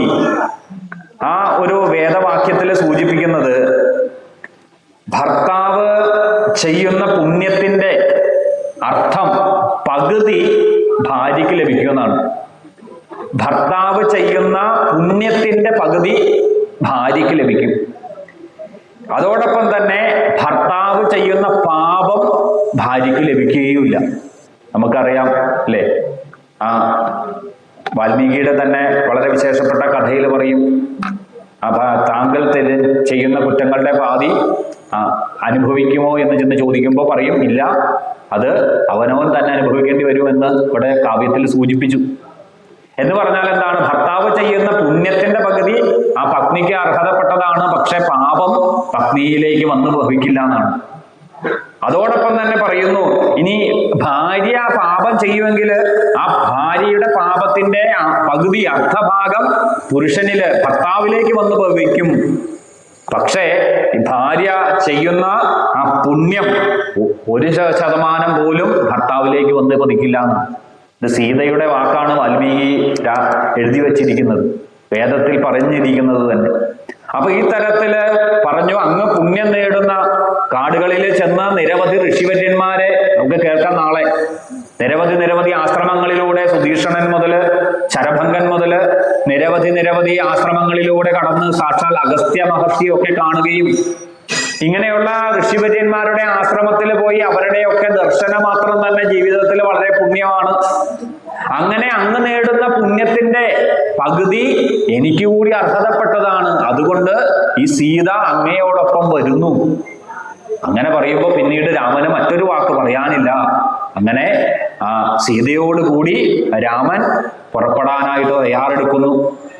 അങ്ങനെ നേരെ രണ്ടുപേരും വീണ്ടും ചെന്ന് അവിടെ ദശരഥനെ മുഖം കാണിക്കുന്നു. ദശരഥൻ അപ്പോഴും രാമ രാമ എന്ന വിലാപത്തോടുകൂടി ആണ് കഴിയുന്നത്. അപ്പോഴും രാമന്റെ മുഖത്ത് യാതൊരു ഭാവഭേദവുമില്ല എന്ന് വാൽമീകി അവിടെ സൂചിപ്പിക്കുന്നുണ്ട്. അതിനുശേഷം അവിടെ കൈകി, ഇതുവരെ ദശരഥൻ ഒരക്ഷരം പറഞ്ഞില്ല എന്നാണ് രാമനോട്. പിന്നീട് സീതയും അതോടൊപ്പം തന്നെ ലക്ഷ്മണനും ഒക്കെ അവിടെ രാമനോടൊപ്പം പോകുന്നു എന്ന് അറിയുന്നു. സുമന്ത്രരെ വരുത്തി അയോധ്യയിലെ രഥത്തെ തയ്യാറാക്കി നിർത്തി ആ വനവാസത്തിന് വേണ്ട ഒരുക്കങ്ങള് ഒക്കെ തയ്യാറാക്കി കൊടുക്കുന്ന അവസരത്തിൽ അവിടെ കൈകേയിയാണ് വാൽമീകി രാമായണത്തിൽ സൂചിപ്പിക്കുന്നത് ഇവർക്ക് വേണ്ട വനവാസികളാകാൻ പോകുന്ന രാമനും ലക്ഷ്മണനും അതോടൊപ്പം തന്നെ സീതയ്ക്കും വേണ്ട മരവുരികളൊക്കെ കൊടുക്കുന്നത് എന്നാണ്. വസ്ത്രങ്ങൾ, അങ്ങനെയുള്ള മരവുരികളൊക്കെ കൊടുത്തുകൊണ്ട് അതോടൊപ്പം തന്നെ സീത ഈ മരവുരി എടുത്തുകൊണ്ട് വരുന്ന സന്ദർഭത്തിലാണ് ഇത് കണ്ട ദശരഥൻ അപ്പോൾ ഒരു വാക്ക് മിണ്ടും എന്നാണ് വാൽമീകി രാമായണത്തിൽ. കിളിപ്പാട്ടിൽ പറയുന്നത് വസിഷ്ഠനാണ് പറഞ്ഞത് എന്നാണ്. ഇവിടെ ദശരഥൻ തന്നെ പറഞ്ഞു, തന്റെ ഗൃഹത്തിലേക്ക് വന്നു കയറിയ ജനകപുത്രിയായിരിക്കുന്ന രാമന്റെ പത്നിയായിരിക്കുന്ന സീതയെ ഇത്തരത്തിലല്ല ഒരുക്കി നിർത്തേണ്ടത്. ഒരിക്കലും ഇത്തരത്തിലൊരു മരവുരി കൊടുത്ത് ഒരു സന്യാസ വേഷമല്ല സീത ധരിക്കേണ്ടത്. രാജകീയമായ എല്ലാ വസ്ത്രങ്ങളും ആഭരണങ്ങളും സീതയ്ക്ക് കൊടുക്കണമെന്ന് അവിടെ ദശരഥൻ അപ്പോ കൽപ്പിക്കുന്നുണ്ട്. 2 വരമാണ് കൈകേയി പറഞ്ഞിട്ടുള്ളൂ. അതിൽ കൂടുതൽ ഇപ്പോഴും അധികാരം ദശരഥന് തന്നെയാണ്. അപ്പൊ ദശരഥൻ അവിടെയും വീണ്ടും കൈകേയിയോട് പറയുന്നു, രാജ്യം ദേവി എടുത്തിട്ട് ഈ പറയുന്ന രാമന് കൊടുക്കാം, ഈ വാക്കിനെ പരിപാലിക്കാൻ വേണ്ടി ഇത്തരത്തിൽ വേണമെങ്കിൽ ചെയ്യാം. ഇങ്ങനെ പലതരത്തിലുള്ള ന്യായങ്ങളൊക്കെ ദശരഥൻ പറയുന്നുണ്ട്. അതിനെ ഒന്നും അവിടെ ചെവി കൊടുക്കുന്നില്ല എന്നാണ്. പിന്നീട് ഇവര് 3 പേരും കൂടി നേരെ കൗസല്യയെ ചെന്ന് മുഖം കാണിക്കുന്നു. കൗസല്യയോട് യാത്ര പറഞ്ഞ് പുറപ്പെടുമ്പോ അവിടെ കൗസല്യ രാമനെ അനുഗ്രഹിക്കുന്നുണ്ട്. മംഗളം ഭഗവാൻ വിഷ്ണു, മംഗളം മധുസൂദന, മംഗളം പുണ്ഡരീകാക്ഷ, മംഗളം ഗരുഡധ്വജ, മംഗളം കോസലേന്ദ്രായ, ധനീയ ഗുണംബുദേ, ചക്രവർത്തി തനൂജായ, സർവഭൗമായ മംഗളം. മംഗളമാണ് അമ്മ അനുഗ്രഹിച്ച് കൊടുക്കുന്നത്. മാത്രമല്ല അവിടെ പറയുന്ന ഒരു ഒറ്റ വാക്കിലൂടെ ഒരു വലിയ ചരിതം പറഞ്ഞു വെക്കുന്നുണ്ട്. നമ്മൾ കഥ പറഞ്ഞു തുടങ്ങിയ ആ കദ്രുവിന്റെയും വിനതയുടെയും ആ ജീവിതത്തില് അവിടെ കദ്രു തൻ്റെ സഹോദരി തുല്യമായ വിനതയെ ദാസിയാക്കി മാറ്റി. കാലങ്ങൾ കുറെ കഴിഞ്ഞു എന്ന് ദാസിത്വത്തിൽ നിന്ന് മോചനം ലഭിക്കുന്നു എന്ന് നോക്കിയിരുന്നോ ഒരിക്കലും ക്ഷമ നശിച്ച് തൻ്റെ 2 അണ്ഡങ്ങൾ മുട്ടകൾ ഉണ്ടായിരുന്നു. ആ മുട്ടകൾ വിരിയുന്ന ഭാവം കാണുന്നില്ല, കാലം കുറയായി. അതുകൊണ്ട് തന്നെ അതിലൊരു മുട്ടയെ കൊത്തിപ്പൊട്ടിച്ചു, ക്ഷമ നശിച്ച്. അതിൽ നിന്ന് ഒരു പുത്രൻ പുറത്തു വന്നിരുന്നു, അരുണൻ. പാതി മാത്രമാണ് വളർച്ച എത്തിയത്. പിന്നീട് സാക്ഷാൽ സൂര്യനാരായണന്റെ തേരാളിയായിട്ട് മാറിയ അരുണൻ. ഈ അരുണന്റെ പുത്രനാണ് സമ്പാദിയും അതോടൊപ്പം ജടായു ഇനി നമ്മൾ കേൾക്കുന്ന ആൾ.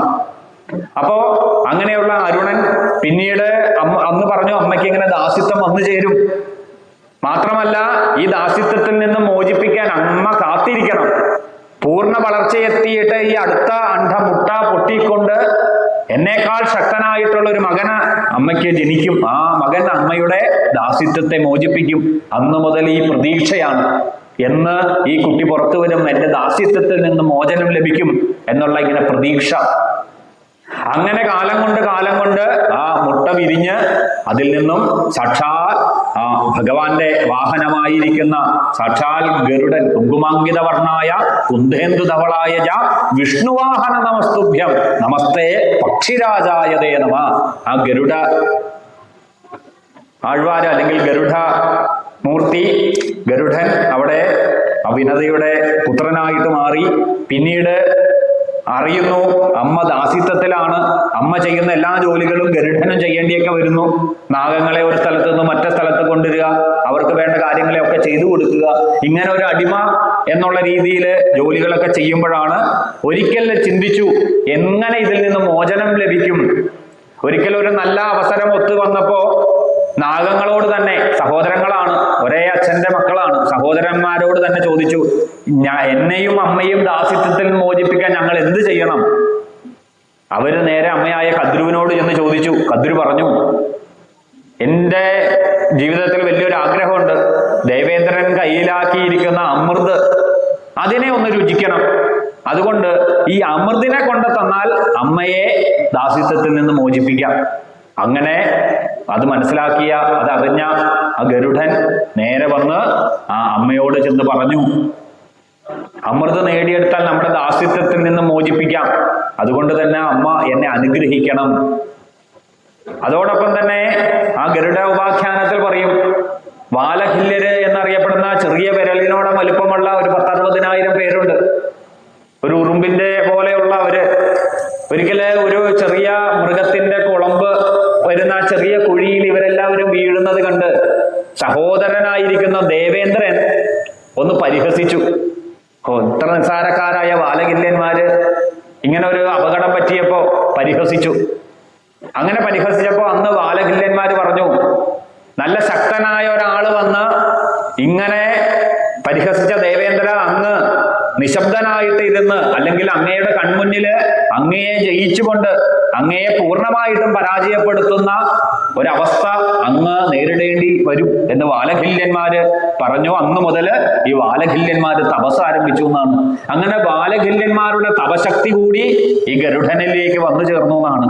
അങ്ങനെയുള്ള ഗരുഡൻ അമ്മയോട് യാത്ര ചോദിക്കുമ്പോ അമ്മ അനുഗ്രഹിക്കും. വിനത എല്ലാ തരത്തിലുമുള്ള ആ ശക്തിയും, ദേവന്മാര് അമൃതിനെ സംരക്ഷിച്ചു നിർത്തുന്ന ദേവന്മാരെ എതിർത്തുകൊണ്ട് ആ അമൃതിനെ നേടിയെടുത്തു കൊണ്ടുവരാൻ നിനക്ക് സാധിക്കട്ടെ എന്ന് വിനത ഗരുഡനെ അനുഗ്രഹിച്ചു എന്നതുപോലെ വാൽമീകി ആ പ്രയോഗമാണ് ഇവിടെ നടത്തിയത്.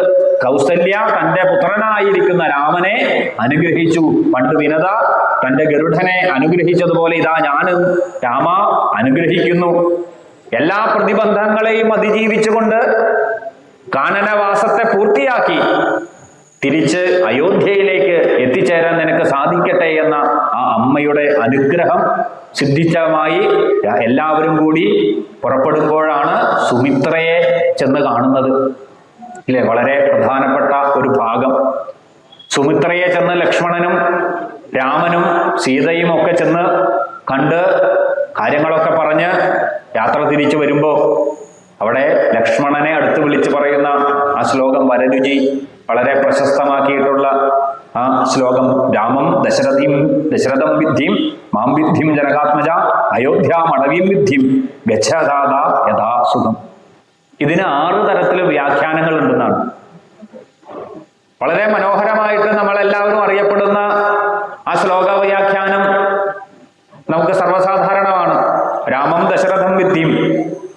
മുതല് ലക്ഷ്മണൻ പറയുന്നു, അച്ഛൻ ഇത്തരത്തില് ഒരു സ്ത്രീക്ക് വിധേയനായിക്കൊണ്ട് പുത്രന് നിശ്ചയിച്ച അഭിഷേകത്തെ മാറ്റിയത് കൊണ്ട് ഇനി മുതല് എനിക്ക് അച്ഛൻ രാമനാണ്.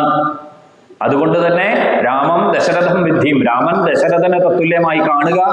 അതോടൊപ്പം തന്നെ മാം വിദ്ധിയും ജനകാത്മജ, സീതയെ ഞാനായിട്ട് കാണണം, അയോധ്യയെ കാടായിട്ട് കാണണം. ഗച്ഛതാത യഥാസുഖം, ഇത് നമുക്കെല്ലാം അറിയുന്ന ഒരർത്ഥമാണ്. എന്നാൽ അതിൽ മറ്റൊരു 6 അർത്ഥമുണ്ട്. അതില് മറ്റൊരർത്ഥം ഒരു വ്യാഖ്യാനത്തിൽ പറയപ്പെടുന്നത് രാമം ദശരഥിയും വിദ്ധിയും. എന്താ അവിടെ ദശരഥനെ പോലെ രാമനും പോകും. നമ്മളൊന്ന് ശ്രദ്ധിച്ചാലേ അത് കിട്ടുള്ളൂ. എന്താ, ദശരഥൻ കൈകേയിയുടെ പുറകെ പോയി. ഭൗതികമായിട്ടുള്ള ആ സ്നേഹം കൂടുതൽ കിട്ടുന്ന സ്ഥലത്തേക്ക് ദശരഥൻ പോയി. അതുപോലെ തന്നെ രാമനും പോകും. എങ്ങനെ? സീത പറഞ്ഞ മാനിനെ തേടി രാമനും പുറകെ പോകും. അതോടൊപ്പം തന്നെ മാം വിദ്ധിയും ജനകാത്മജ, അതായത് അമ്മയാകുന്ന ആ ഞാൻ എന്നെ ജനകാത്മജയായിട്ട് കാണുമ്പോ ഇവിടെ ആ ഒരു കാര്യം വീണ്ടും ആവർത്തിക്കപ്പെടുന്നതാണ്. പൊയ്ക്കോളാൻ പറയും. അല്ല, ഇപ്പൊ സുമിത്ര പറയുന്നത് എന്താ? ലക്ഷ്മണ നീ പോയിട്ട് വരുമെന്നാണ്. അതുപോലെ എന്നെ പോലെ ഈ സീത ലക്ഷ്മണനോടും പോകാനായിട്ട് ആവശ്യപ്പെടും. അങ്ങനെ തന്നെയാണല്ലോ. പിന്നീട് പറയും അയോധ്യാം അടവിം ബുദ്ധിയും, അയോധ്യയെ ഉപേക്ഷിച്ചുകൊണ്ട് കടൽ തീരത്തേക്ക് പോകേണ്ടി വരും. അപ്പൊ ഇത്തരത്തില് എവിടെയൊക്കെ പോയാലും ഗച്ഛതാത യഥാസുഖം, നീ ഏതെല്ലാം പ്രതിബന്ധങ്ങള് ഏതെല്ലാം കാര്യങ്ങളെ നേരിടുമ്പോഴോ അവിടെയൊക്കെ നിനക്ക് സുഖമായിട്ടിരിക്കാൻ, മനസ്സിനെ സ്വസ്ഥമായിട്ട് ഇരിക്കാൻ നിനക്ക് സാധിക്കട്ടെ എന്ന സുമിത്രയുടെ അനുഗ്രഹം. അപ്പൊ ഇതൊക്കെയാണ് മഹാത്മാക്കള് ഓരോ ശ്ലോകത്തിനും അല്ലെങ്കിൽ ഓരോരോ കാര്യത്തിനും അതിന് ഒരു തരത്തിൽ മാത്രമല്ല ആ ചിന്തകൾ വരുന്നത്. ഇതിനൊക്കെ നിരവധി ആഴത്തിലുള്ള അർത്ഥതലങ്ങളുണ്ട്.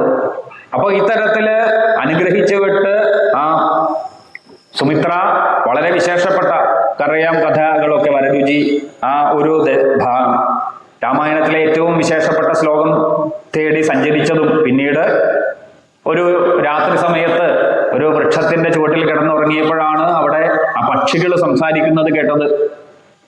അങ്ങനെയാണ് ഏറ്റവും ആ മഹത്തരമായിട്ടുള്ള ഈ ഒരു ശ്ലോകത്തെ എടുത്തതെന്നൊക്കെ നമ്മളുടെ ജീവിതത്തിലൊക്കെ പണ്ടേ മുതൽ നമ്മൾ കേട്ട് ഹൃദിസ്ഥമാക്കിയ വരികളാണ്. അങ്ങനെ ആ സുമിത്രയുടെ ഒക്കെ അനുഗ്രഹത്തോടുകൂടി അവരെല്ലാവരും തന്നെ സുമന്ത്രരോടുകൂടി അവിടെ നിന്നും പുറപ്പെട്ടു എന്നാണ്. നേരെ പുറപ്പെട്ട് അയോധ്യയിലെ ജനങ്ങൾ മുഴുവൻ കണ്ണീരാൽ ലക്ഷ്മണനെയും സീതയെയും ഒക്കെ അനുഗമിച്ചു എന്നാണ്. അങ്ങനെ പിന്തുടർന്ന് തമസാ നദിക്കരയില് വരെ എത്തിയെന്ന്. ആ തമസാ നദിക്കരയിൽ എത്തിയ ശേഷം അവിടെ സുമന്ത്രര് തന്റെ രഥത്തെ അവിടെ നിർത്തി. രാമനും ലക്ഷ്മണനും സീതയും ഒക്കെ അവിടെ അന്ന് സമയം ചെലവഴിച്ചു. അന്ന് രാത്രി അവിടെ ചെലവഴിച്ചു എന്നാണ്. പിറ്റേ ദിവസം ഇവര് അയോധ്യയിലെ ജനങ്ങൾ എഴുന്നേൽക്കുന്നതിന് മുന്നേ തന്നെ സുമന്ത്രരെ വിളിച്ച് ആ രഥത്തെ തയ്യാറാക്കി. ജനങ്ങൾ അറിയുന്നതിന് മുമ്പ്, ഉണരുന്നതിന് മുമ്പേ എങ്ങനെയാണോ കൃഷ്ണൻ വൃന്ദാവനത്തിൽ നിന്നും ഇതേപോലെ പുറപ്പെടുന്നത്, ഗോപികമാരുടെ കൺവട്ടത്ത് നിന്നും പോകാൻ അവരെ കണ്ടുകൊണ്ട് ഭഗവാന് പിരിയാൻ പറ്റില്ല. അതുകൊണ്ട് തന്നെ വളരെ നേരത്തെ പോകാമെന്ന് അക്രൂരരോട് പറയുന്നത് പോലെ തന്നെ ഇവിടെ സുമന്ത്രരെ മുൻനിർത്തിക്കൊണ്ട് രാമൻ ഇത്തരത്തിൽ നിർദ്ദേശം കൊടുക്കുന്നു. അങ്ങനെ അവരെല്ലാവരും തന്നെ ആ തമസാ നദിക്കരയെ പിന്തണ്ടി നേരെ ഗംഗയുടെ തീരത്തെത്തുന്നു. അവിടെ ശൃംഗവേരാധിപനായ ഗുഹൻ, രാമൻ എപ്പോഴൊക്കെ നായാട്ടിന് ചെല്ലുന്നു അപ്പോൾ രാമന്റെ സഹായത്തിനുള്ള ആളാണ്, സുഹൃത്താണ് ഗുഹൻ. നിഷാദ വംശത്തിലുള്ള ഗുഹൻ രാമനെ കണ്ടുവന്ന് നമസ്കരിക്കുന്നു. രാമനെ നേരെ തൻ്റെ ആ കാട്ടിലേക്ക്, തൻ്റെ ഭരണം നടത്തുന്ന തൻ്റെ ലോകത്തേക്ക് അല്ലെങ്കിൽ തൻ്റെ ആ രാജ്യത്തിലേക്ക് ശൃംഗവേരാധിപനായ ഗുഹൻ കൂട്ടിക്കൊണ്ടുപോകുന്നു. അവിടെ വേണ്ട ഭക്ഷണങ്ങളൊക്കെ സമർപ്പിക്കുന്നു. അപ്പൊ രാമൻ അതിനെയൊക്കെ പരിത്യജിച്ച് പറഞ്ഞു, ഇന്ന് ഞാൻ വനവാസം സ്വീകരിച്ചത് മുതൽ കാട്ടിൽ ലഭിക്കുന്ന ഭക്ഷണങ്ങളാണ് എനിക്ക് സ്വീകരിക്കാൻ സാധ്യമാകൂ. രാജകീയമായ ഒരു ഭക്ഷണം എനിക്ക് സ്വീകരിക്കാൻ സാധ്യമല്ല. അങ്ങനെ പറയുമ്പോൾ ആ കാട്ടിലെ കിഴങ്ങും വെള്ളവും ഒക്കെ അവിടെ രാമന്റെ മുമ്പിൽ സമർപ്പിക്കുന്നു. അതിനെ രാമൻ സ്വീകരിക്കുന്നു. അപ്പോൾ ഗുഹൻ ആവശ്യപ്പെടുന്നു, 14 വർഷം അങ്ങേക്ക് ഇവിടെ കഴിയാം, എല്ലാ തരത്തിലുമുള്ള രാജകീയമായ സേവകളും ചെയ്തുകൊണ്ട് ഗുഹന്റെ പരിചരന്മാരും അങ്ങയെ കാത്തു സംരക്ഷിക്കും. അതുകൊണ്ട് അങ്ങ് ഇനി വേറെ ഒരു സ്ഥലത്തേക്ക് പോകണ്ട, ഇവിടെ തന്നെ അങ്ങേക്ക് 14 വർഷവും കഴിഞ്ഞുകൂടാം എന്ന് രാമനോട് പറയും. ഈ ശൃംഗവേരപുരത്തിന്റെ രാജാവായിട്ട് അങ്ങ് വാഴുക എന്നൊക്കെ പറയുമ്പോൾ അവിടെ പറയും അച്ഛന്റെ വാക്കിനെ സത്യമാക്കാൻ. രാമൻ പറയും, അച്ഛൻ വനവാസത്തിന് പുറപ്പെടുമ്പോൾ ഒരു സ്ഥലത്തിരുന്ന് കാലം കഴിക്കലല്ല, ഈ കാട്ടിലെ ഓരോരോ ദൗത്യങ്ങളും, വനവാസം എന്ന് പറയുമ്പോൾ തന്നെ ആ വനത്തിലൂടെയുള്ള നിരവധി കാര്യങ്ങളെ അറിഞ്ഞും കേട്ടും ഇതൊരു എനിക്ക് കിട്ടിയ ജീവിതത്തിലെ ഒരു അവസരമാണ്. ഈ അവസരത്തെ പ്രയോജനപ്പെടുത്തുക. ആ അവസരത്തെ നമ്മൾ മധ്യാഹ്നത്തിൽ പറഞ്ഞു, ശരിക്കും പ്രകൃതിയിൽ നിന്നാണ് നമുക്ക് പഠനം ലഭിക്കുക. അതുകൊണ്ടാണ് വളരെ ആ കഠോപനിഷത്തിലെ ആ സത്യകാമന്റെ കഥ വളരെ പ്രശസ്തമാകുന്നത്. കാട്ടിലൂടെയാണ് ആ ബ്രഹ്മമാകുന്ന സത്യത്തെ മനസ്സിലാക്കുക. ഇവിടെ ആ യാത്ര തന്നെ പറയും, രാത്രി ഈ സമയത്ത് ആ സുമന്ത്രര് കാവലിരിക്കുന്നു, ലക്ഷ്മണൻ ഉൾപ്പെടെ. രാമനും സീതയും കിടന്നുറങ്ങുന്ന സന്ദർഭത്തിലൊക്കെ മെത്തയില് രാജകീയമായിട്ട് കിടന്നുറങ്ങിയവരൊക്കെ ഒരു ദിവസം എഴുന്നേറ്റ്, അല്ലെങ്കിൽ ഒരു ദിവസം സൂര്യൻ ഉദിച്ച ശേഷം ഇതാ വെറും നിലത്ത് കിടന്നുറങ്ങേണ്ട അവസ്ഥ. അങ്ങനെ അവരെ സംരക്ഷിച്ചുകൊണ്ട് ലക്ഷ്മണൻ, ഇനി ലക്ഷ്മണനെയും സംരക്ഷിച്ചുകൊണ്ട് ഗുഹനെയും സംരക്ഷിച്ചുകൊണ്ട് മറ്റ് ഗുഹന്റെ അനുചരന്മാരും ഒക്കെ ഈ കാവലിരുന്നു എന്നാണ് രാമലക്ഷ്മണന്മാരെ. അപ്പൊ ഇത്തരത്തില് ആ ഭഗവാന്റെ ഭക്തന്മാരുടെ ആ ഒരു സമർപ്പണം, അതാണ് ഈ കഥകളിലൂടെയൊക്കെ നമ്മൾ കേട്ടുകൊണ്ടിരിക്കുന്നത്. നിരവധി കാര്യങ്ങളെ ഇനിയും ഇന്ന് നമ്മൾ പാരായണം ചെയ്തു പോയി. പിന്നീട് ആ ദശരഥന്റെ ദേഹത്യാഗമൊക്കെയാണ് ഇനി നമ്മൾ കേൾക്കാനുള്ളത്. അത് അല്പസമയത്തിന് ശേഷം, ക്ഷേത്രത്തിലെ ദീപാരാധനയ്ക്ക് ശേഷം പതിവുള്ള പ്രശ്നോത്തരി അതിന്റെ വിജയിയെ തെരഞ്ഞെടുക്കല്, നാളത്തെ കാര്യങ്ങൾ സൂചിപ്പിച്ചുകൊണ്ട് 7:30-8 മണിക്കുള്ളിൽ തന്നെ ചടങ്ങുകൾ പൂർണ്ണമായിട്ടും ഭഗവത്പാദത്തിൽ സമർപ്പിച്ച് ഇന്നത്തേക്ക് നമുക്ക് പിരിയാം. അതിനൊക്കെ സാക്ഷാൽ ശ്രീക്കളത്തൂർ വാഴുന്ന ശ്രീരാമസ്വാമി നമ്മളിലേക്ക് അനുഗ്രഹത്തെ തരട്ടെ, അതിനൊക്കെ പ്രചോദനം തരട്ടെ എന്ന് പ്രാർത്ഥിച്ചുകൊണ്ട് ദീപാരാധന സമയത്തേക്ക് അല്പം സമയത്തേക്ക് വാക്കുകൾ ഭഗവത്പാദത്തിൽ സമർപ്പിക്കുന്നു. ഹരേ രാമ ഹരേ രാമ ഹരേ രാമ ഹരേ രാമ രാമ രാമ ഹരേ ഹരേ, ഹരേ കൃഷ്ണ കൃഷ്ണ കൃഷ്ണ ഹരേ ഹരേ. രാമായ രാമഭദ്രായ രാമചന്ദ്രായ വേദസേ രഘുനാഥായ നാഥായ സീതായ പദയേ നമഃ. രാമ ലക്ഷ്മണ ഭരത ശത്രുഘ്നന്മാരുടെയൊക്കെ ചരിത്രത്തെ ഇന്ന് രാവിലെ മുതൽ അയോധ്യാകാന്ഡത്തിൽ സൂചിപ്പിച്ച് വന്നു. പിന്നീട് കഥകളൊക്കെ നമ്മൾ അനുസ്മരിച്ച കൂട്ടത്തിൽ ദീപാരാധനയ്ക്ക് മുന്നേ പറഞ്ഞത് ഭഗവാനും അതോടൊപ്പം തന്നെ ലക്ഷ്മണനും രാമനും സീതയും സുമന്ത്രരും കൂടി തമസാ നദിക്കരയുടെ തീരത്തു നിന്നും ശൃംഗവേരാധിപനായിരിക്കുന്ന ഗുഹന്റെ സഹായത്തോടു കൂടി അക്കരെ താണ്ടുന്നു. ആ ഗുഹനെ ഭഗവാൻ ആലിംഗനം ചെയ്യുന്ന രംഗത്തെയൊക്കെ സൂചിപ്പിച്ചു. ആ ആലിംഗനത്തിന് തന്നെ വളരെ പ്രാധാന്യം ഉണ്ട്. ഭഗവാന്റെ ഒരു ആലിംഗനം ലഭിക്കുക എന്ന് പറഞ്ഞാൽ വളരെ വളരെ വിശേഷപ്പെട്ടതാണെന്ന്. പിന്നീട് അതേപോലെ ഒരു ആലിംഗനം ലഭിച്ചത് സാക്ഷാൽ ആഞ്ജനേയ സ്വാമിക്കാണ്. സീതയെ ദർശിച്ച് തിരിച്ചു വന്ന ആ ഹനുമാൻ സ്വാമിക്ക് ഭഗവാൻ ആ നേരിട്ട് ആലിംഗനത്തിലൂടെയാണ് തന്റെ സന്തോഷത്തെ അറിയിച്ചതെന്ന്. അതുകൊണ്ട് തന്നെയാണ് എപ്പോഴും പറയുന്നത്, ലക്ഷ്മീനാഥ സമാരംഭം നാഥയാമുന മധ്യമം അസ്മദ് ആചാര്യപര്യന്തം വന്ദേ ഗുരുപരമ്പര. ആ ഭഗവാനിലേക്ക് എത്തിച്ചേരാൻ ജീവാത്മാവാകുന്ന സീത, പരമാത്മാവാകുന്ന ആ ഭഗവാനിലേക്ക് എത്തിച്ചേരാൻ അവിടെ ഒരു ഗുരുവായിട്ട്, ഗുരുവിന്റെ മഹത്വത്തെ അവിടെ സൂചിപ്പിക്കുന്നു. ഭാഗവതത്തിലും അങ്ങനെ തന്നെയാണ് പറയുന്നത്. യോഗി ദുർലഭം. ഒരു ഗുരു വിചാരിച്ചാൽ പരമപദത്തിലേക്ക് ഒരു ജീവാത്മാവിനെ ഉയർത്താൻ സാധിക്കും. ശരിക്കും അങ്ങനെ ഒരു സന്ദർഭത്തെ മുൻനിർത്തിയാണ് നമ്മുടെ രുക്മിണി സ്വയംവരം എന്നറിയപ്പെടുന്ന ആഘോഷപൂർവ്വം നമ്മൾ കൊണ്ടാടുന്ന രുക്മിണി സ്വയംവരം നമ്മൾ ആഘോഷിക്കാറ്. അതിന് ഇത്തരത്തില് ഒരു കഥയെ സൂചിപ്പിക്കും ഈ ആലിംഗനവുമായിട്ട് ബന്ധപ്പെട്ട്. അവിടെ ആ വാക്കുകളിലൂടെ ശുഗമുനി പറഞ്ഞു വെച്ചിട്ടുണ്ട്. പക്ഷെ അതൊക്കെ നമ്മൾ ആഴങ്ങളിലേക്ക് ഇറങ്ങിച്ചെന്നാലേ അത് ബോധ്യപ്പെടൂ. പറഞ്ഞു, അവിടെയും 7 ശ്ലോകങ്ങളാണ്, ഭഗവാന്റെ 7 നാമങ്ങളെയാണ് അവിടെയും സൂചിപ്പിക്കുന്നത്. അവിടെ ഹനുമാൻ സ്വാമിക്ക് ഈ രാമായണ കഥാസന്ദർഭത്തില് രാമദൂതനായിട്ട് പോയ ഹനുമാൻ തിരിച്ച് തന്റെ കാര്യം നിർവഹിച്ച് എത്തിച്ചേർന്നപ്പോൾ ഭഗവാനെ ആലിംഗനം ചെയ്തു. ആ സമയത്ത് സാക്ഷാൽ ഗരുഡ ഭഗവാനെ എപ്പോഴും തന്നെ കണ്ഠത്തില് ഏറ്റി ആ ഭഗവാന്റെ വാഹനമായിട്ടിരിക്കുന്ന ഗരുഡ ഭഗവാൻ, ഗരുഡനെ വളരെ വിശേഷപ്പെട്ട, തമിഴിലൊക്കെ പെരിയ തിരുവടി എന്നാണ് അറിയപ്പെടുന്നത്. അമ്പലപ്പുഴയിലൊക്കെ നമ്മൾ ചെന്നാൽ കാണാം, ഗരുഡൻ കെട്ടിയ വടി എന്നൊക്കെ പറയും. അത് ഭഗവാനെ എഴുന്നള്ളിക്കുന്നതിന് മുമ്പ് ആ വെള്ളി കെട്ടിയ ആ ഗരുഡന്റെ രൂപമുള്ള വടിയാണ് ആദ്യം തന്നെ ആ പ്രദക്ഷിണത്തിന് കൊണ്ടുവരിക. ഇപ്പോ ഭഗവാന്റെ ചതുർവ്യൂഹ സമ്പ്രദായത്തിലുള്ള ആരാധനയിലൊക്കെ ഗരുഡന് വളരെ പ്രാധാന്യമുണ്ട്. ഗരുഡ ഉത്സവം മട്ടാഞ്ചേരിയിലൊക്കെ ചെല്ലുമ്പോൾ നമുക്ക് കാണാം. അപ്പൊ അതിന് വളരെ പ്രാധാന്യം കൊടുക്കുന്നു. അങ്ങനെയുള്ള ആ ഗരുഡൻ നിത്യസൂരികളാണ് എന്നാണ് ഈ ഭഗവാന്റെ ചതുർവ്യൂഹ സമ്പ്രദായം.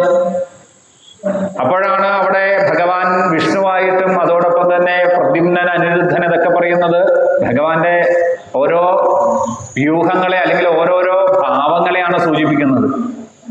അങ്ങനെ ചതുർവ്യൂഹ സമ്പ്രദായത്തില് പറയപ്പെടുന്ന നിത്യസൂരികളാണ് ഭഗവാന്റെ കിങ്കരന്മാരായിരിക്കുന്ന വിക്ഷസേനനും അതോടൊപ്പം തന്നെ ഗരുഡനും.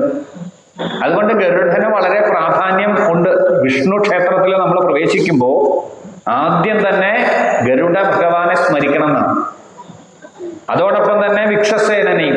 ഇത് തന്നെയാണ് നമ്മൾ സഹസ്രനാമം ജപിക്കുമ്പോൾ ആദ്യം സ്തുതിക്കുന്നത്.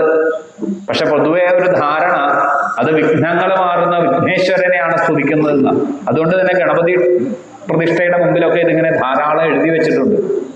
പക്ഷെ അവിടെ സൂചിപ്പിക്കുന്നത് വിക്ഷസേനനെ. ഇങ്ങനെയാണ് ആചാര്യന്മാര് പറഞ്ഞ് കേട്ടിട്ടുള്ളത്. അപ്പോ ഇത്തരത്തില് ഭഗവാന്റെ കിങ്കരന്മാര് നിത്യസൂരികളാണ്, ഭഗവാനിൽ നിന്ന് ഒട്ടും തന്നെ വേർതിരിയാത്തവരുമാണ്. ഇവിടെ ഗരുഡന് ഒരു ആഗ്രഹമുണ്ട്, ഭഗവാനെ എപ്പോഴും വഹിക്കാനുള്ള ഒരു ഉത്തരവാദിത്തം കിട്ടാറുണ്ട്. പക്ഷെ ഭഗവാന്റെ ഒരു ആലിംഗനം ലഭിച്ചില്ല എന്നാണ്. ഇത് തന്നെ ശിവഭൂതഗണങ്ങളുടെ ഒരു കഥയിലും പറയും. അവിടെ ജ്ഞാനം ഉപദേശിക്കുന്ന ദക്ഷിണാമൂർത്തി ഭാവത്തിലുള്ള ഭഗവാൻ സനകാദി ഋഷിവര്യന്മാർക്ക് മൗനവ്യാഖ്യാത പ്രകടിതപരോ പരബ്രഹ്മതത്വം യുവാന, മൗനത്തിലൂടെ അനേകായിരം വർഷങ്ങളെ കൊണ്ട് സപ്ത ഋഷികൾക്ക് ജ്ഞാനം കൊടുത്തു. പിന്നീട് പർവ്വതരാജകുമാരിയായ പാർവതിയെ തന്റെ അർദ്ധാംഗിനിയാക്കി മാറ്റിയപ്പോ ഒരു ആലിംഗനം കൊണ്ട് അത് കൊടുത്തു എന്നാണ്. അപ്പോ തന്നെ ശിവഭൂതഗണങ്ങൾ മഹാദേവനോട് ചോദിച്ചു, ഞങ്ങൾക്ക് എന്താണ് ഇതേവരെ ഇത് കിട്ടാത്തത് എന്ന് ചോദിച്ചപ്പോ മഹാദേവൻ തന്റെ ഭൂതഗണങ്ങളെ എല്ലാവരെയും ചേർത്ത് പിടിച്ചു എന്നാണ്. ഞാൻ നിങ്ങൾക്കും നിങ്ങൾ എനിക്കും നമ്മൾ അങ്ങനെയല്ലേ എന്ന് ഭഗവാൻ സരളമായിട്ട് ചോദിച്ചു എന്നാണ്. ഒരു ആലിംഗനം മതി അവർക്കും. അപ്പൊ എല്ലാവരും ഭഗവാന്റെ ആലിംഗനത്തിന് കൊതിക്കുന്ന ആ ഒരു അനുഗ്രഹം ഗരുഡന് ലഭിച്ചില്ല എന്ന്. ഹനുമാൻ ഇവിടെ ലഭിക്കുകയും ചെയ്തു. ഗരുഡൻ യുദ്ധസമയത്ത് യുദ്ധകാണ്ഡത്തിൽ വരും. നാഗപാശം കൊണ്ട് രാമലക്ഷ്മണന്മാരും വാനരസേനയും ഒക്കെ ബന്ധനത്തിലായിരിക്കുമ്പോൾ സാക്ഷാൽ ഗരുഡൻ വന്ന് രക്ഷിക്കും നാഗപാശത്തിൽ നിന്നും. അപ്പൊ ഗരുഡൻ ഭഗവാന്റെ സമീപം ചെന്നു എന്നാണ് ഈ ആഗ്രഹത്തോടു കൂടി. ഭഗവാൻ അപ്പോ രക്ഷിച്ചതിന്റെ പ്രതീകമായിട്ട് ഒന്ന് രാമനായിട്ട് മനുഷ്യനാവതാരം സ്വീകരിച്ച രാമൻ ഗരുഡനെ ആലിംഗനം ചെയ്യും എന്നുള്ള ഒരു പ്രതീക്ഷയിലൂടെ ഗരുഡൻ ചെല്ലുന്നതെന്ന്. ആ സമയത്ത് രാമൻ 2 കൈകളും കൂപ്പിക്കൊണ്ട് ആ ആലിംഗനത്തെ ലഭിച്ചില്ല ഗരുഡന്. കൈകളെ കൂപ്പി നന്ദി പ്രകടിപ്പിച്ചു. അപ്പോഴും മുതൽ ആ ഗരുഡന് ഒരു ആഗ്രഹം ഉണ്ടായിരുന്നു, ഭഗവാനെ എപ്പോഴെങ്കിലും എനിക്കൊന്ന് ആലിംഗനം ചെയ്യണം. ആ ഭഗവാനെ ആലിംഗനം ചെയ്യണം എന്നുള്ള ഒരു ആഗ്രഹം മുൻനിർത്തി ആ ഒരു വിഷമം തന്റെ മനസ്സിലുണ്ടായിരുന്നു. ഇത് സാക്ഷാൽ ഭഗവതി ലക്ഷ്മി ഒരിക്കലും ഗരുഡനോട് ചോദിച്ചപ്പോ ഗരുഡൻ ഈ കാര്യങ്ങൾ പറഞ്ഞു, തന്റെ ആഗ്രഹം. അപ്പൊ ലക്ഷ്മി പറഞ്ഞു, അതെന്തുകൊണ്ടാണ് ഗരുഡ ഭഗവാൻ ആലിംഗനം ചെയ്യാത്തത് എന്നുള്ളത് അങ്ങ് ചിന്തിച്ചിട്ടുണ്ടോ? ലക്ഷ്മിയാകുന്ന സീതയെ ആ പുരുഷനാകുന്ന ആ രാമനിലെ ചേർത്ത് വെക്കാനാണ് ഹനുമാൻ തയ്യാറായത്.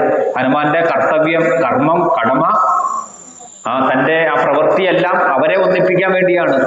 അവിടെ രാമൻ സീതയുടെ സമീപത്തേക്ക് ഭഗവാനെ, ആഞ്ജനേയ സ്വാമിയെ ഹനുമാനെ പറഞ്ഞു വിടുമ്പോൾ ആലിംഗനം ചെയ്യുന്നില്ല. പിന്നെ എപ്പോഴാ സന്ദർഭം? ദേവിയെ കണ്ട് ഭഗവാനെ സമീപിക്കുമ്പോഴാണ് ഭഗവാന്റെ ആലിംഗനം. അതുകൊണ്ട് പറയും, എന്നെ ദർശിച്ച് എന്റെ അനുവാദത്തോടു കൂടി ഭഗവാനിലേക്ക് ചെല്ലു, ഭഗവാൻ നിങ്ങളെ സ്വീകരിക്കും. ഇത് പറഞ്ഞു തരുന്ന ഒരു ഉപദേശമാണ് നമ്മളോടൊക്കെ. അതുകൊണ്ടാണ് നമ്മുടെ ദേവതാ സങ്കല്പത്തിലൊക്കെ ഗൃഹസ്ഥ ദേവതകളാണ് എല്ലാവരും. അവിടെ ലക്ഷ്മി ഈ ശക്തിയെ പറയുന്നത് അങ്ങനെയാണ്. ഭഗവാന് ശ്രീയപ്പതിയായിരിക്കുന്ന ഭഗവാൻ നാരായണൻ, പാർവതീപതിയായിരിക്കുന്ന മഹാദേവൻ, അങ്ങനെ എല്ലാ ദേവതാ സങ്കല്പങ്ങളെ എടുത്തു നോക്കിയാലും അവിടെയൊക്കെ ആ ശിവശക്തിയുക്ത എന്ന് ശാക്തേയത്തില് ആ ദേവിയുടെ ചിന്താമണി ഗ്രഹത്തിലും പറയുന്നത് അത് തന്നെയാണ്. അപ്പൊ അത്തരത്തിൽ എല്ലാത്തിനെയും പ്രവർത്തിപ്പിക്കുന്ന ശക്തി, ആ ശക്തിയെ സ്വീകരിച്ചാലാണ് നമുക്ക് ആ പരമപദമായിരിക്കുന്ന ഭഗവാനിലേക്ക് എത്തിച്ചേരാൻ പറ്റൂ. ഇതിനൊരവസരം പിന്നീട് ഉണ്ടാകും എന്ന് അന്ന് അനുഗ്രഹിച്ചു എന്നാണ്. അങ്ങനെ അനുഗ്രഹിച്ചിട്ടാണ് പിന്നീട് കൃഷ്ണാവതാരം വന്ന സമയത്ത് അവിടെ ഭാഗവതത്തിലും സൂചിപ്പിക്കുന്നുണ്ട്. ഭാഗവതത്തിലെ ഒരൊറ്റ വാക്കിൽ, ഒറ്റ വരിയിൽ അത് സൂചിപ്പിക്കുന്നുണ്ട്. രുക്മിണിയെ വിവാഹ സമയത്ത് അവിടെ എത്തിച്ചേരുന്ന ആ ബ്രാഹ്മണന് ആദ്യം തന്നെ അവിടെ ശ്രീശുകൻ പ്രയോഗിക്കുന്ന വാക്ക് ദ്വിജൻ എന്നാണ്. രണ്ടാമത് ജന്മം സ്വീകരിച്ചവനെന്നാണ്. ആർക്കൊക്കെ രണ്ടാമത് ജന്മം? നമ്മളെല്ലാവരും തന്നെ മനുഷ്യരായിട്ട് ജനിക്കുന്നു, ഗർഭപാത്രത്തിൽ നിന്ന് ജനിക്കുന്നു, നമുക്കെല്ലാം ഒരു ജന്മമാണ്. പിന്നെ ദ്വിജത്വത്തിലേക്ക് രണ്ടാമതൊരു ജന്മം അഗ്നിക്രിയകളിലൂടെ നേടുന്നു. രണ്ടാമതൊരു ദ്വിജൻ, രണ്ടാമത്തെ ജന്മം. ഇത് തന്നെയാണ് ഈ അണ്ഡത്തിലൂടെ ഉണ്ടാകുന്നത്. ആദ്യം പ്രസവിക്കുന്ന ഒരു മുട്ട, ആ മുട്ടയെ വിരിയുന്നതും ദ്വിജനാണ്. ഇതാണ് ഈ വാക്കുകളിലൂടെയുള്ള അർത്ഥതലങ്ങൾ. അവിടെ ആ ദ്വിജൻ വന്നു എന്നാണ്. അപ്പോ അവിടെ വ്യാഖ്യാനത്തില് അവിടെ പറയപ്പെടുന്നത് രുക്മിണി സ്വയംവര സമയത്ത് സാക്ഷാൽ ഗരുഡനാണ് ഈ ബ്രാഹ്മണനായിട്ട് അവിടെ എത്തിച്ചേർന്നതെന്നാണ്, തന്റെ ഈ ഒരു ആഗ്രഹത്തെ പൂർത്തീകരിക്കാൻ. അങ്ങനെ ആ രുക്മിണി സന്ദേശത്തെ ഭഗവാനിലേക്ക് എത്തിച്ചത് ആ സാക്ഷാൽ ഗരുഡനാണ്. അത് തന്നെയാണ് ഇവിടെയും സീത രാമൻ എന്ന് പറയപ്പെടുന്നത്. ജീവാത്മാവാണ് സീത, പരമാത്മാവാകുന്ന രാമൻ. അവിടെ രുക്മിണിയാകുന്ന ജീവാത്മാവ്, പരമാത്മാവാകുന്ന കൃഷ്ണൻ. അതൊക്കെ ഒരു ഭാഗവതം നടക്കുമ്പോൾ നമ്മൾ രുക്മിണി കല്യാണത്തിൽ ബഹളത്തിൽ മുങ്ങിപ്പോകുമ്പോൾ ഇതൊന്നും നമ്മൾ ചിന്തിക്കാനോ പറയാനോ സമയവും സന്ദർഭവും അല്ല. പക്ഷെ അല്ലാത്ത സമയത്തൊക്കെ നമ്മൾ അത് മനനം ചെയ്യുമ്പോഴാണ് അത് ബോധ്യമാകൂ. അപ്പൊ അത്തരത്തില് ഇവിടെ സീതാരാമന്മാരെ വാൽമീകി അവതരിപ്പിക്കുന്നത് തന്നെ ആദ്യം തന്നെ സൂചിപ്പിക്കുന്നത് അഗ്രജൻ ആയിരിക്കുന്ന ലക്ഷ്മണൻ മുന്നേ നടന്നു. അയോധ്യയിൽ നിന്നും പുറപ്പെടുമ്പോ പുറകില് സീതയും ഏറ്റവും പുറകില് രാമനും നടന്നു എന്നാണ്. അങ്ങനെ അവര് ഈ ഗുഹന്റെ ആതിഥ്യമൊക്കെ സ്വീകരിച്ചു. നമ്മൾ അവിടെ വരെയാ പറഞ്ഞു നിർത്തിയത്. ഗുഹൻ തന്റെ മുമ്പില്, ഭഗവാന്റെ മുമ്പില് രാജകീയമായ വിരുന്നൊക്കെ ഒരുക്കി പറഞ്ഞു, ഇതൊന്നും സ്വീകരിക്കുന്നതല്ല. വനവാസത്തില് എന്താണോ വനവാസത്തിന് വിധിക്കപ്പെട്ടത് അത്തരത്തിലുള്ള ആഹാരങ്ങൾ സ്വീകരിക്കൂ. അങ്ങനെ പറഞ്ഞതനുസരിച്ച് അതൊക്കെ കൊടുക്കുന്നു. അതിനെയൊക്കെ സ്വീകരിച്ചു. അവിടെ ഗുഹനെ ആലിംഗനം ചെയ്ത് അന്ന് രാത്രി അവിടെ തങ്ങിയെന്നാണ്.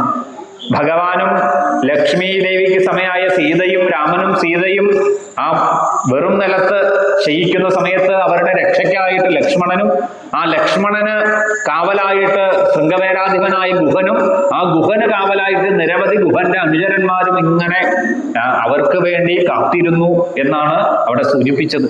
ഇതാണ് ഭഗവാന് ദാസ്യം ചെയ്യുന്ന, അല്ലെങ്കിൽ ആ ദാസന്മാർക്ക് ദാസ്യം ചെയ്യുന്ന ആ ഒരു നിര തന്നെ നമുക്ക് കാണാൻ സാധിക്കും രാമായണത്തിലൂടെ. അങ്ങനെ ആ രാത്രി അവര് ചെലവഴിച്ചു. പിറ്റേ ദിവസം തന്നെ അവിടെ നിന്നും വീണ്ടും പുറപ്പെട്ടു എന്നാണ്. നേരെ അവർ ചെന്നത് വത്സദേശത്താണ്. വത്സദേശം എന്നറിയപ്പെടുന്നത് ഭരദ്വാജൻ ഒക്കെ ആശ്രമമായിരിക്കുന്ന പ്രയാഗ. ഇപ്പൊ നമ്മൾ കുംഭമേളകളൊക്കെ നടന്ന ആ സ്ഥലം പോയിട്ടുള്ളവർക്ക് അതറിയാം.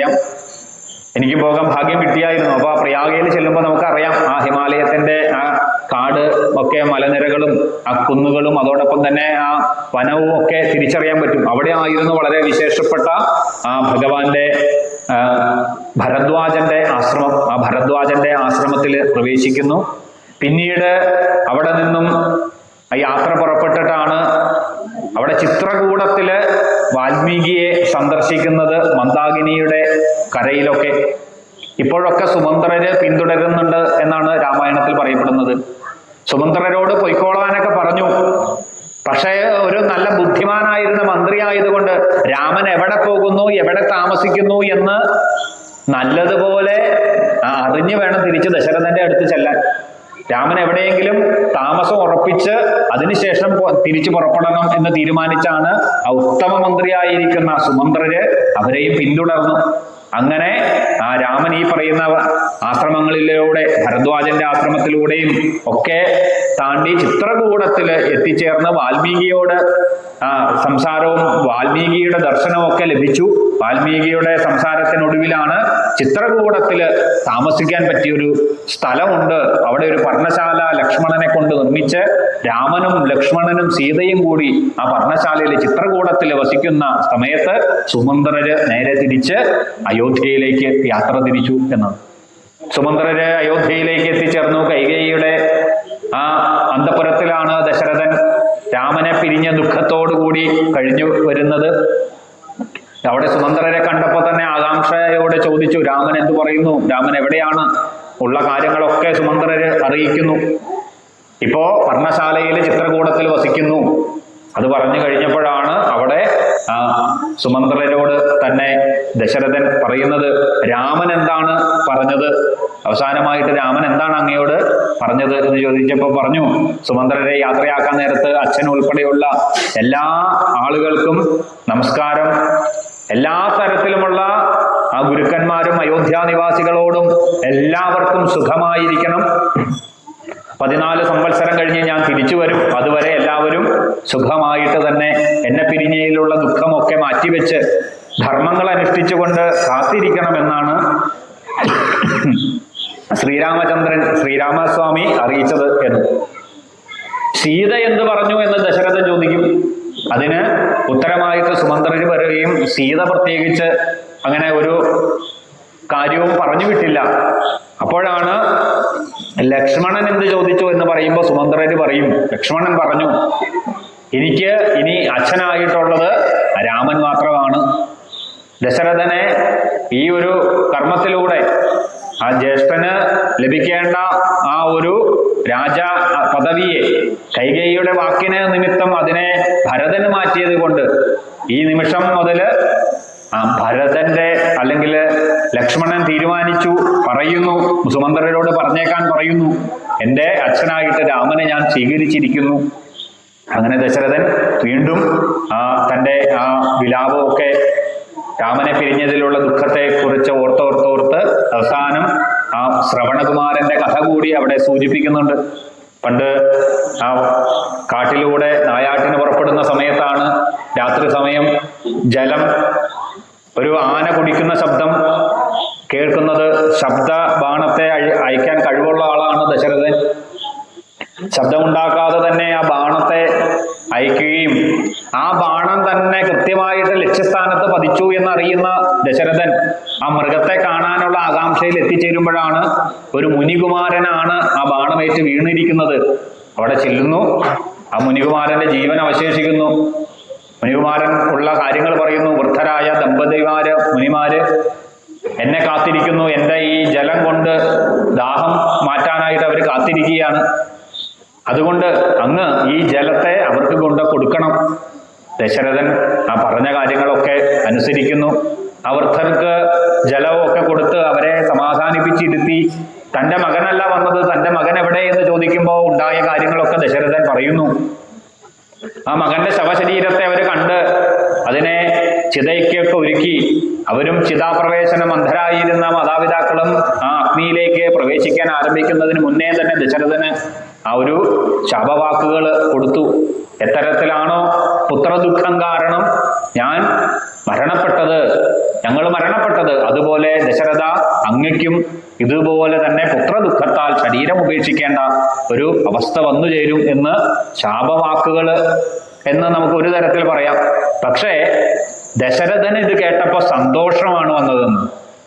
കാരണം സന്താനങ്ങൾ ഉണ്ടായിരുന്നില്ല ആ കാലത്ത്. അപ്പോ എന്തായാലും ഇങ്ങനെ ഒരു മുനിയുടെ അനുഗ്രഹം, അത് ശാപവാക്കുകളാണെങ്കിലും എന്ത് ഉറപ്പായി, തനിക്ക് സന്താനം ലഭിക്കും എന്നുള്ള ഒരു ഉറപ്പ് അദ്ദേഹത്തിന് ലഭിച്ചു എന്നുകൂടി വാൽമീകി രാമായണത്തില് അതിന്റെ വ്യാഖ്യാനത്തില് ഗോവിന്ദരാജര് പറഞ്ഞു വെക്കുന്നുണ്ട്. പിന്നീട് ആ ദശരഥൻ തൻ്റെ ആ ശരീരത്തെ ഉപേക്ഷിക്കുന്നു. അപ്പോൾ തന്നെ ആ ശരീരത്തെ കർമ്മങ്ങൾ അനുഷ്ഠിക്കാൻ പുത്രന്മാരാരും തന്നെ അവിടെ ഇല്ല. 4 പുത്രന്മാരുണ്ട്. 2 പേര് കാട്ടിലേക്കും പോയി, 2 പേര് അവിടെ കേകയ രാജ്യത്തുമാണ്. മരിക്കുന്ന സമയത്ത് 4 പുത്രന്മാർക്ക് ജന്മം കൊടുത്തെങ്കിലും ദശരഥന്റെ സമീപത്ത് ആരും തന്നെ ഉണ്ടായിരുന്നില്ല. ഇപ്പൊ ശരീരത്തിന്റെ കർമ്മങ്ങള്, അഗ്നി ക്രിയകളൊക്കെ ചെയ്യണം. അപ്പൊ അതിന് രാമനെ ചെന്ന് കൂട്ടിക്കൊണ്ടുവരല് സാധ്യമല്ല എന്ന് വസിഷ്ഠൻ അറിയാം. അതുകൊണ്ട് തന്നെ ഉടനെ തന്നെ വളരെ വേഗം കൂടിയ കുതിരകളെ തയ്യാറാക്കി നിർത്തി 5 ദൂതന്മാരെ കേകയ രാജ്യത്തേക്ക് പറഞ്ഞയക്കുന്നു എന്നാണ്. വാൽമീകി രാമായണത്തിൽ ആ ദൂതന്മാരുടെ പേരൊക്കെ പറയുന്നുണ്ട്. സിദ്ധാർത്ഥൻ, വിജയൻ, ജയന്തൻ, അശോകൻ, നന്ദനൻ, ഇവരുടെയുള്ള ഈ 5 പേരെയുമാണ് അതിന് തയ്യാറാക്കി സന്ദേശത്തെ കൊടുത്തുവിടുന്നത്. നേരെ ആ സന്ദേശവുമായിട്ട് കേകയ രാജ്യത്ത് ചെല്ലുന്നതും അവിടെ സന്ദേശം കൈമാറുന്നതും. അന്ന് തന്നെ ആ ഭരതനും ഉള്ളില് ഒരു സ്വപ്ന ദർശനമൊക്കെ ലഭിച്ചു എന്നൊക്കെയാണ് പറയപ്പെടുന്നത്. ഏതായാലും ഭരതനും ശത്രുഘ്നനും ഉടനെ തന്നെ അയോധ്യയിലേക്ക് പുറപ്പെടുന്നതും അയോധ്യയിലേക്ക് എത്തിച്ചേരുന്നു. അയോധ്യയിൽ എത്തിച്ചേർന്ന് അച്ഛനെ ദർശിക്കാനായിട്ട് അച്ഛൻ ഉള്ള ആ കൊട്ടാരത്തിലേക്ക് എത്തിച്ചേരുമ്പോൾ അച്ഛനെ കാണുന്നില്ല. ആ അവസരത്തിലാണ് മനസ്സിലാകുന്നത് അച്ഛൻ അവിടെ ഇല്ലെങ്കിൽ പിന്നെ ഉണ്ടാകുന്നത് അമ്മയാകുന്ന കൈകേയിയുടെ അന്തഃപുരത്തിലായിരിക്കും. നേരെ കൈകേയിയുടെ അടുത്ത് ചെല്ലുന്ന സമയത്ത് ചോദിക്കുന്നു, അച്ഛൻ എവിടെയാണ്? ഇങ്ങനെ മറ്റു ജ്യേഷ്ഠൻ എവിടെയാണ്? ലക്ഷ്മണൻ എവിടെയാണ്? സീത എവിടെയാണ്? ഇങ്ങനെയുള്ള കാര്യങ്ങളൊക്കെ ചോദിക്കുമ്പോൾ അതിനൊന്നും അല്ല അവിടെ കൈകേയി മറുപടി പറയുന്നത്. ഭരത, നീ രാജാവാകാൻ തയ്യാറായിക്കൊള്ളൂ. നിനക്ക് വേണ്ടി ഇന്ന കാര്യങ്ങളൊക്കെ ഞാൻ ചെയ്ത് വെച്ചിട്ടുണ്ട്. ഇത് കേൾക്കുമ്പോഴാണ് നമ്മൾ നല്ല പരിചിതമാണ്. അവിടെ വളരെ വാക്കുകളെ കൊണ്ട് തന്നെ അമ്മയാകുന്ന കൈകേയിയെ ഭരതൻ വളരെ ക്രൂരമായിട്ട് തന്നെയുള്ള വാക്കുകളെ ഉപയോഗിക്കുന്നു അമ്മയ്ക്കെതിരെ. അപ്പോഴാണ് അമ്മയാകുന്ന കൈകേയി തിരിച്ചറിയുന്നത് തൻ്റെ മകൻ ഇങ്ങനെയല്ല പ്രതികരിക്കുന്നത് എന്ന് വിചാരിച്ചിട്ടാണ് രാമനെ അഭിഷേകത്തെ മുടക്കാൻ കൈകേയി ശ്രമിച്ചത്. നമ്മൾ പറഞ്ഞു, കൈകേയിയാണ് ഏറ്റവും കൂടുതൽ ധർമ്മസങ്കടം അനുഭവിച്ചത്. മകൻ വന്ന് തിരിച്ചാണ് ചോദിച്ചിരുന്നെങ്കിൽ എന്ത് ആകുമെന്നാണ് മനസ്സിലെ ഭയം. അച്ഛനായിട്ട് പറഞ്ഞ ആ രാജാധികാരത്തെ തരാതെ അമ്മ ഇവിടെ എന്ത് ചെയ്യുകയായിരുന്നു എന്ന് തിരിച്ചു ചോദിച്ചാൽ അന്ന് മറുപടിയില്ല. അപ്പൊ അതിനു വേണ്ടിയാണ് താൻ ഈ തരത്തിൽ തയ്യാറായ കാര്യങ്ങളൊക്കെ നിർവഹിച്ചത് എന്ന് മനസ്സിലാക്കിയ കൈകേയിയും വീണ്ടും ആ ദുഃഖത്തിലേക്ക് തന്നെ പോകുന്നു. പിന്നീട് അതിനൊക്കെ സമാധാനം വരുത്തി നേരെ കൗസല്യയുടെ സമീപത്തേക്ക് ചെല്ലുന്നു ഭരതൻ. അവിടെ ചെന്നിട്ട് കുറെ പ്രതിജ്ഞയൊക്കെ എടുക്കുന്നു. അതൊക്കെ വാൽമീകി രാമായണത്തിൽ വിസ്തരിച്ച് നമ്മൾ അറിയണം. എന്തെല്ലാം പാദങ്ങൾ ചെന്നാൽ എന്ത് ശിക്ഷ കിട്ടുന്നോ അതിനൊക്കെ എനിക്ക് ലഭിക്കട്ടെ എന്നാണ് ഭരതൻ ചെന്ന് പറഞ്ഞത്. മൃഗങ്ങളെ, പശുക്കളെ വധിച്ചു കഴിഞ്ഞാൽ എന്ത് പാപമാണോ വന്നു ചേരുന്നത്, ആ പാപം എന്നിലേക്ക് വരട്ടെ. അതോടൊപ്പം തന്നെ മാതാപിതാക്കളെ വധിച്ചാൽ എന്ത് പാപമാണോ വരുന്നത്, പാപമാണോ അത് എന്നിലേക്ക് വരട്ടെ. ബ്രാഹ്മണരെ അതുപോലെ വേദജ്ഞാനികളെ വധിച്ചാൽ എന്താണ് പാപം, അത് എന്നിലേക്ക് വരട്ടെ. അതോടൊപ്പം തന്നെ ഒരു ഗർഭസ്ഥ ശിശുവിനെ ഗർഭത്തിൽ ഇരുന്നു കൊണ്ട് തന്നെ വധിച്ചാൽ എന്ത് ശിക്ഷയാണോ അത് എന്നിലേക്ക് വരട്ടെ. ഇങ്ങനെ എണ്ണി എണ്ണി ഓരോ പാപങ്ങളെയും അവിടെ വിസ്തരിച്ച് പറയും. എന്തുകൊണ്ടാണ് വാൽമീകി അവിടെ അങ്ങനെ വിസ്തരിച്ച് പറയാൻ? ഇതൊക്കെ പാപമാണ് എന്നുള്ളത് നമ്മൾ മനസ്സിലാക്കാൻ വേണ്ടി കൂടിയാ. അപ്പൊ അങ്ങനെ ഓരോരോ കാര്യങ്ങളെ പറഞ്ഞുകൊണ്ട് കരയുന്ന ഭരതനെ കൗസല്യ സമാധാനിപ്പിക്കുന്നു. അച്ഛന്റെ കർമ്മങ്ങളൊക്കെ നിർവഹിക്കാനായിട്ട് ആവശ്യപ്പെടുന്നു. ഭരതൻ വസിഷ്ഠന്റെ മുൻനിർത്തി ആചാര്യന്റെ നിർദ്ദേശപ്രകാരം ആ ശരീരത്തെ എണ്ണത്തോണിയിലിട്ട് സംരക്ഷിച്ചു കൊണ്ടിരുന്ന ദശരഥന്റെ ശരീരത്തെ പുറത്തെത്തിക്കുന്നു. പിന്നീട് സംസ്കാരാദി ചടങ്ങുകളൊക്കെ അവിടെ നിർവഹിക്കുന്നു. പിന്നീട് അതിൻ്റെ ചടങ്ങുകളൊക്കെ പൂർത്തിയാക്കി 13ാമത്തെ ദിവസം അവിടെ മന്ധര വരുന്ന ഒരു രംഗം വാൽമീകി രാമായണത്തിൽ സൂചിപ്പിക്കുന്നുണ്ട്. മന്ധര ധാരാളം ആഭരണങ്ങളൊക്കെ അണിഞ്ഞ്, ഇനി ഭരതനാണല്ലോ രാജാവ്, അപ്പൊ അധികാരമൊക്കെ കൈകേയിയുടെ ഏറ്റവും അടുത്ത ദാസി ആയതുകൊണ്ട് തന്നെ തനിക്ക് അധികാരമൊക്കെ ഇനിയുണ്ട് എന്നുള്ള ഒരു ഭാവത്തിൽ നേരെ ആ കൊട്ടാരത്തിന്റെ ഭാഗത്തേക്ക് കടന്നു വരുന്ന സമയത്ത് ശത്രുഘ്നൻ ഇത് കണ്ടു.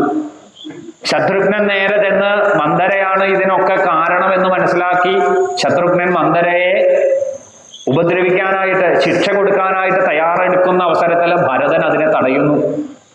അപ്പോ എന്തിനാണ് മന്ധരയെ ഉപദ്രവിക്കുന്നത് എന്ന് ഭരതൻ ചോദിക്കുമ്പോ ശത്രുഘ്നൻ പറയും, എല്ലാ കുഴപ്പത്തിനും കാരണം ഈ മന്ധരയാണ് എന്ന് പെരൽ ചൂണ്ടും. അപ്പോ ഭരതൻ ശത്രുഘ്നനോട് ഉപദേശിക്കും, ഒരിക്കലും ശത്രുഘ്ന, മന്ധരയല്ല കാരണം. മന്ധര എന്ത് തെറ്റ് ചെയ്തു? തൻ്റെ യജമാന സ്ഥാനത്തുള്ള കൈകേയിയൊക്കെ കിട്ടേണ്ട കാര്യത്തെ ദാസിയായ താൻ മേടിച്ചു കൊടുത്തു. അത് തെറ്റാണോ? ദാസിയുടെ ധർമ്മം അതല്ലേ? ഒരു ദാസിയുടെ ധർമ്മം എന്താണ്?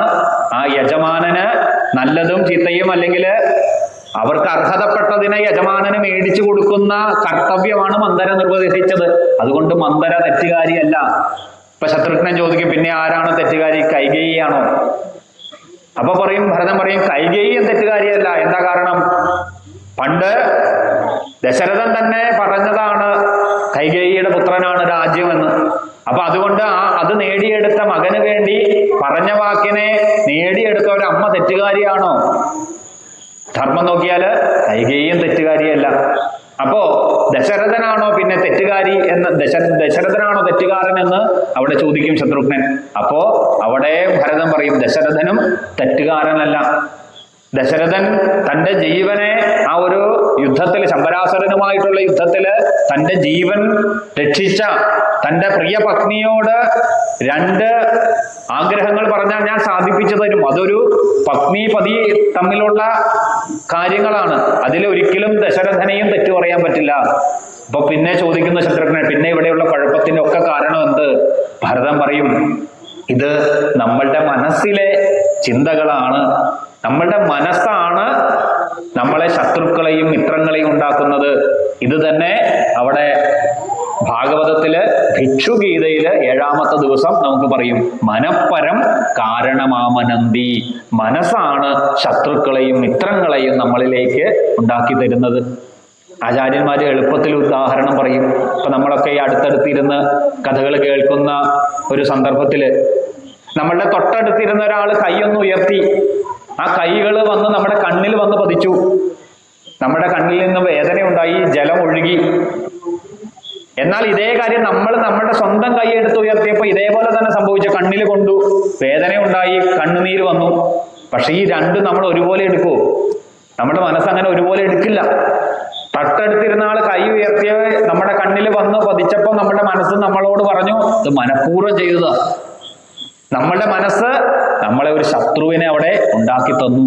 അതുകൊണ്ട് ഭരതൻ ശത്രുഘ്നനോട് പറഞ്ഞു കൊടുക്കുന്നു ഉപദേശ രൂപത്തില്, ഇവിടെ ഉണ്ടായ സംഭവത്തിനൊന്നും ഈ പറയുന്നവരൊന്നും അവരവരുടെ കർത്തവ്യേ ചെയ്തിട്ടുള്ളൂ. അവരാരും അല്ല ഇതിന് കാരണം. ഇത് സർവം വിധികൃതം മന്യേ. ഇത് സാക്ഷാൽ ആ ഭഗവാന്റെ ഇച്ഛയനുസരിച്ചാണ് ഇന്ന കാര്യങ്ങൾ ഇവിടെ നടക്കേണ്ട സമയത്ത് നടക്കും. അതിനെ ഒന്നും തടയാനോ അതിനെ മാറ്റിമറിക്കാനോ നമ്മൾ ആരും അല്ല ശത്രുഘ്ന എന്ന് ഭരതൻ കൊടുക്കുന്ന മഹത്തരമായിട്ടുള്ളൊരു ഉപദേശം. അങ്ങനെ ആ ഉപദേശമൊക്കെ കഴിഞ്ഞു. ഭരതൻ പിന്നെ പറയുകയാണ്, നാളെ തന്നെ ചിത്രകൂടത്തിലാണ് രാമൻ വസിക്കുന്നതെന്ന് അറിയാം. സുമന്ത്രര് പറഞ്ഞ് അവരുടെയൊക്കെ ചാരന്മാര്, രാജ്യത്തിലെ ചാരന്മാര് വന്ന് രാമന്റെ ഇപ്പോഴത്തെ വൃത്താന്തങ്ങളൊക്കെ അറിയിച്ചിട്ടുണ്ട്. അപ്പൊ ഇത് നല്ലതുപോലെ അറിയാവുന്ന ഭരതൻ എല്ലാ ജനങ്ങളെയും കൂട്ടിക്കൊണ്ട് രാമനെ സന്ദർശിക്കാൻ വരുന്നു. ആ സന്ദർഭത്തില് രാമായണത്തിൽ ഒരു വാക്കുണ്ട്, കൈകേയി ഒഴിഞ്ഞിട്ടുള്ള മാതാക്കളെയും കൊണ്ടുപോയി എന്ന് എഴുത്തച്ഛൻ പറഞ്ഞു. പക്ഷേ പിന്നീട് വായിക്കുമ്പോൾ നമുക്കറിയാം, അവിടെ ചെന്ന് രാമൻ ആദ്യം നമസ്കരിച്ചത് ഈ കൈകേയിയാന്നാ പറഞ്ഞത്. അപ്പൊ കൈകേയി പോയി. അപ്പൊ അവിടെ അങ്ങനെ ഒരു സന്ദർഭം വന്നു, അത് എഴുത്തച്ഛൻ എഴുതിയ. അപ്പോ ഇവിടെ എന്തുകൊണ്ട് കൈകേയി പോയി? അവിടെ രാമന്റെ മുമ്പിൽ വീണ്ടും ഒരു പരീക്ഷണം തന്നെ കൊടുക്കുന്നു. കൈകേയി ആണല്ലോ ഈ ആവശ്യപ്പെട്ടത്. അപ്പൊ ആ ആവശ്യത്തെ കൈകേയി പിൻവലിച്ചാൽ രാമൻ തിരിച്ചു വരുമോ? അതൊന്നും അറിയാൻ വേണ്ടി തന്നെയാണ്. അങ്ങനെ എല്ലാവരാലും അയോധ്യയിലെ മുഴുവൻ സൈന്യവുമായിട്ട് ഭരതൻ പുറപ്പെടുന്നു. ശത്രുഘ്നനും മാതാക്കളോടും ഉൾപ്പെടെ, വസിഷ്ഠനും ഉൾപ്പെടെ, ഗുരുപത്നി ഉൾപ്പെടെയുള്ള അരുന്ധതിയും വസിഷ്ഠനും ഉൾപ്പെടെയുള്ള എല്ലാവരും കൂടി ചേർന്ന് രാമനെ അവിടെ കൂട്ടിക്കൊണ്ടുവരാനായിട്ട് അവിടെ എത്തിച്ചേരുന്നു. അവര് നേരെ തമസാ നദിയുടെ തീരത്തെത്തുന്നു. അപ്പോഴാണ് ഗുഹൻ ചിന്തിക്കുന്നത്, ഇനി രാമനെ ഇല്ലാതാക്കാൻ വേണ്ടിയാണോ സൈന്യമായിട്ട് ഭരതൻ വരുന്നത്? ഉദ്ദേശശുദ്ധി അറിയണം. അങ്ങനെ അറിഞ്ഞിട്ട് തന്റെ സൈന്യത്തെയൊക്കെ തയ്യാറാക്കി നിർത്തി രാമനോട് എതിരിടാനാണ് വരുന്നതെങ്കിൽ നമ്മൾ ഇപ്പൊ തന്നെ യുദ്ധത്തിനിറങ്ങും. ഇവരായിട്ട് അയോധ്യ രാജ്യ ഭരണാധികാരിയായിട്ട് നമ്മൾ യുദ്ധത്തിന് നേരിടും. അതല്ല മിത്രമായിട്ടാണ് വരുന്നെങ്കിൽ അവർക്ക് വേണ്ട സഹായം ചെയ്യണം. അപ്പൊ ഇതൊന്നും അറിയാനായിട്ട് ഗുഹൻ നേരെ ചെല്ലുന്നു. ഭരതന്റെ സമീപം ചെല്ലുമ്പോ ആ ഭരതനെ കണ്ട മാത്രയിൽ തന്നെ ഗുഹന് ബോധ്യപ്പെട്ടു, ഇത് ഭഗവാന്റെ ഉത്തമനായ ഭക്തൻ തന്നെയാണ്. ഗുഹനെ ഭരതനും ആലിംഗനം ചെയ്തു എന്നാണ്. അപ്പൊ തന്നെ ഗുഹന് ബോധ്യമായി. പിന്നീട് അവരെ സഹായിച്ചു എന്നാണ്. നദിക്കര ഗംഗാ നദിയെ മറുകര കടത്താൻ ഗുഹൻ തന്റെ സർവ്വസൈന്യവും ഉപയോഗിച്ച് അയോധ്യാനിവാസികളെ മുഴുവനും